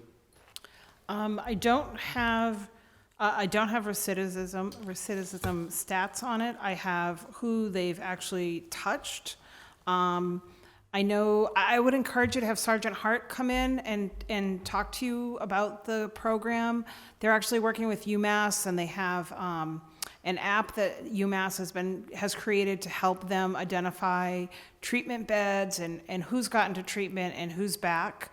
So this isn't a treatment program. This is a referral. It's really a referral station. And so working one-on-one with clients, identifying what their needs are at that moment, and then holding them to try to get them to treatment as soon as possible, identify a treatment bed. So I would certainly encourage you to talk to Sergeant Hart about it.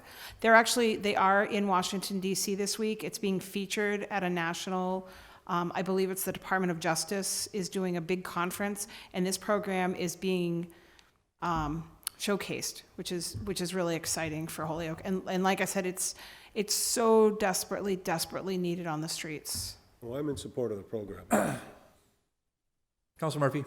Yeah, I also am in support of it, and Officer Colon and the three sheriffs the sheriff, I was going to say Sheriff Asp, but that's not going to cut it, and I'm driving. Coachy, have provided that they primarily work out of that office. They do provide counseling there. They do reach out and try to get someone assistance to get off addiction, to get them referred to places, provide support services there.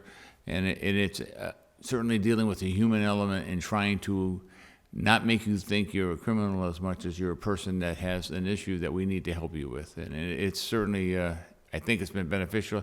As far as the recidivism rate, it's relatively new. So my doubt is that we probably don't have statistics that would really deal with that to a great extent.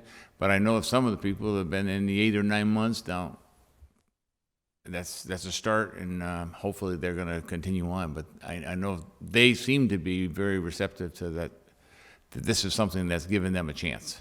Okay, so I'm hearing all that, I think we're gonna get a motion in a second. I'm just gonna say, because last year the award was 20,000, this year is 30,000. So I know to OCD, because you're really gonna be the governors on this thing going forward, you've got to, because next year it could be 40,000. Why not? Because the rent goes up.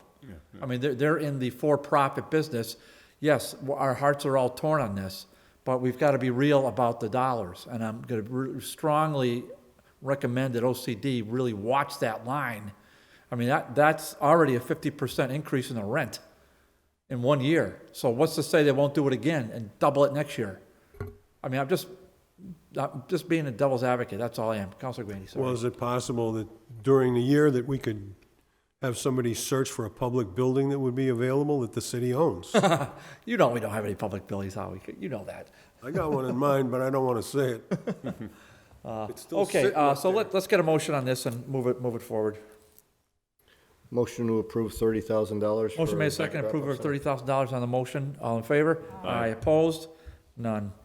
All right. With that one caveat that we kind of watch this number for war profiteering for FY22. I mean, that's not fair. Because the need's going to be the need, and we know that. This isn't going away anytime soon. Go ahead, Councilor Sullivan. Alicia, was the 20,000 I'm losing it. last year, was that for a full year's rent? Was that for 12 months? That was.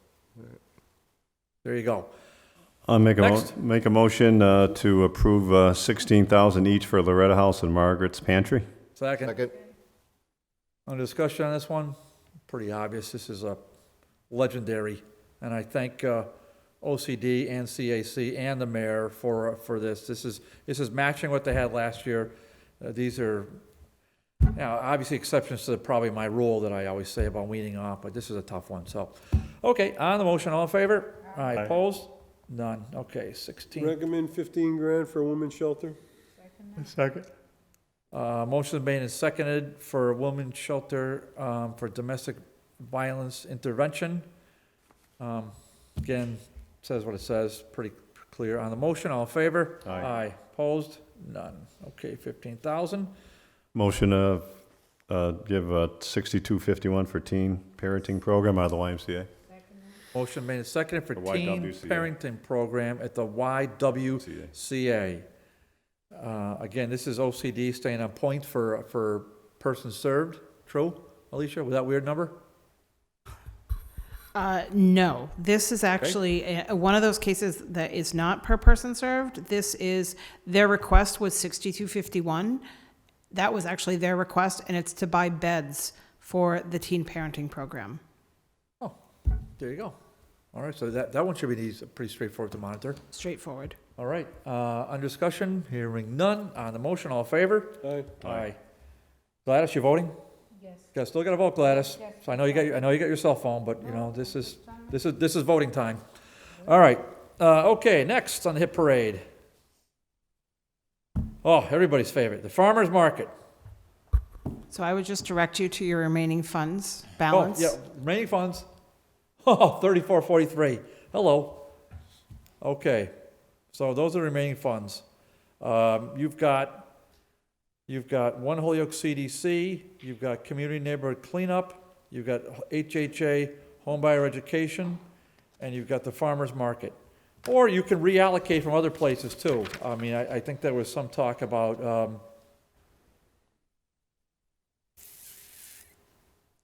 moving from another line item. So what's the committee's pleasure? So the remaining balance is 3443. That's assuming you don't make any alterations to the preceding. I'd like to make a motion that we allocate the rest of the funds to the community neighborhood cleanup. I'll second that. Motion's made and seconded that the balance of the funds go to one Holyoke CDC, keep it clean. No, the other one. I'm sorry. Office for Community My bad. The OCD Community Neighborhood Cleanup. The request is 6,500, so it certainly would fit OCD 4,000, CAC 4443. So this would certainly be right in the wheelhouse for that. Councilor Bar Martinez. Yeah, I know.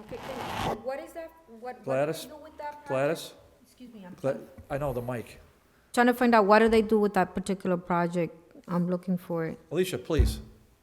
So we've been, cleanups and we did entry. this 2 years ago, and we worked with neighborhood groups like the Chestnut Street Alliance, Right. and they did weekend cleanups, Right. and we pay for dumpsters to arrive on site, and then the neighbors take over and do a big neighborhood cleanup, and then Okay, the dumpster gets paid for. We've also paid for trash grabbers, like the pickup things, gloves, trash bags, as a neighborhood, really as a neighborhood building event, as well as keeping the city clean.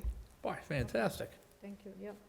Good question, Councilor Martinez. Okay, there's a motion for 3443 on the table. On the motion, all in favor? Aye. Opposed? None. Are there any more motions under public service? I don't have any more motions. How do we do, Zaida? Even. Did we nail it? Oh, One more page. all right. This is standard operating procedure for this one, I hope. So I'll take a motion for this one. Motion for the amount of $240,000 for the administration and planning, Second. Office of Community Development. Motion made a second for 240 for admin and planning. Any discussion? Hearing none on the motion, all in favor? Aye. One more should do it, I think. Motion for $6,068 for the Canal System Industrial Survey. I'll second that. On discussion, Alicia, would you just remind me what this is? So the planning and office, the Office of Planning and Economic Development is working with Mass Historic to do a canal system industrial area survey. Once the area survey is perhaps as a historic district, then it may be eligible for additional funds. So it's a planning activity. Do we have an alternative for that? I'm just asking. An alternative in what way? Well, another, can you take it out of admin, can you take this out of admin and planning, or must it stay in here?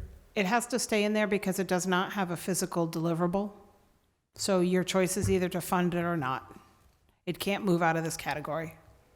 I heard you say that earlier, I just want to reiterate it. And how's the budget for this category? What's the budget? I thought you had a 246,068. We do. All right. Yeah, I'm just curious as to why we didn't put the whole enchilada in admin and planning. Why did OCD come up with this number? So this is not, so administration and planning, the total amount available is $246,68.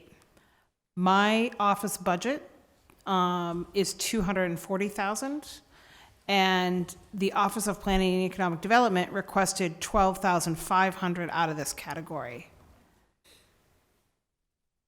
So other departments. Let me put it another way then. Let me put it another way. Could there have been, if your budget is 240 and you know you've got 68 left, besides contacting OPED about this, whom else did you contact? Whom else did your department contact? Because obviously you contacted OPED about this. That's, No, we didn't. Okay. We didn't. So administration and planning grants are an open category. So last year, for instance, Providence Ministries applied for funding to help them do a building survey, and that was in this category. OPED has applied in the past for Main Street historic surveys. So other agencies, other folks that are interested in getting funds for planning purposes can apply under this category. The critical thing, though, is that it competes with the city's own administrative budget for this department. And the reason for that is that the city of Holyoke does not put anything into our department. Our department is entirely funded by CDBG. So other communities, you might see where my salary is 50% CDBG and 50% general fund. In this case, all three of us, with all of the benefits, are entirely funded by federal programs. Okay, well, that might be another thought for another mayor at some point down the road, and that's something that you would have to, as a department that was intimately familiar with this, would have to communicate that to a future mayor. I'm sure you have communicated to other, well, I mean, You've been in this role for only 2 mayors, so I guess, no, 3 mayors. You have Mayor Sullivan. I was appointed by Mayor Morse. Oh, okay, so you've had 1 mayor. All right, so there's that, okay. All right, hold on, Councilor Sullivan's recognized first. No, I thought you were no, doing but but before we Okay, close out, I'd like. hold on, Councilor Bon Martinez. I just want to know, with the presentation we have previously from our engineering person regarding the canal work, this has no relation to that? I wasn't familiar what Bob was here for. No? That he was doing the canal kind of No, presentation? that's a sewer separation Sewer project. separation, nothing? Okay. Yeah, glass, yeah, that's, No but, problem. right, that's got nothing to do with it. Okay, well, I think we pretty much gotta get a motion for this one and wrap it up. Motion to approve $6,068. Motion made second, approve 6068. I'm voting no on this, by the way, so, but that's me. But all in favor? Aye. Okay, 4-1. So I'd like to make a motion. No. Yeah, I'm gonna recognize you that, I recognize that in a second, Howie, but Council Sullivan wants to make one more. Yeah, I'd like to make a motion to reconsider our action. I'd like to make a motion to reconsider our action on the Spark E for All and reduce it to 4,500 and fund 4,500 for the home buyer education, which we had zeroed. Okay, motion's made to, is everybody with Council Sullivan on this one? To take 45, because we used to do this all the time, so to take $4,500 out of Spark E for All Holyoke, which is now at $9,000, and to move the $4,500 to HHA Home Buyer Ed, which we now have as a 0. So that's the motion. Is there a second? I'll second that. Motion's made and seconded for that. On discussion on that. Just, I think it's a good program. We need the home buyer education program. It's zero funded right now, so we would still be funding something for the Spark. It'd be matching each one 45. Yeah, I think they're all worthy. I'm just gonna make I think I made my argument. The Holyoke Housing Authority's got $5.8 million in the bank, so you can do vote. I'm gonna vote no on that, but on this motion, but it's all good. Okay, on the motion. No. Council Sullivan. Yes. Councilor Bartley's a no. Councilor Brown Martinez. No. Is a no. Councilor Graney. No. Is a no. Councilor Tallman. Yes. Councilor yes. Motion fails 2-3. Are there any other motions?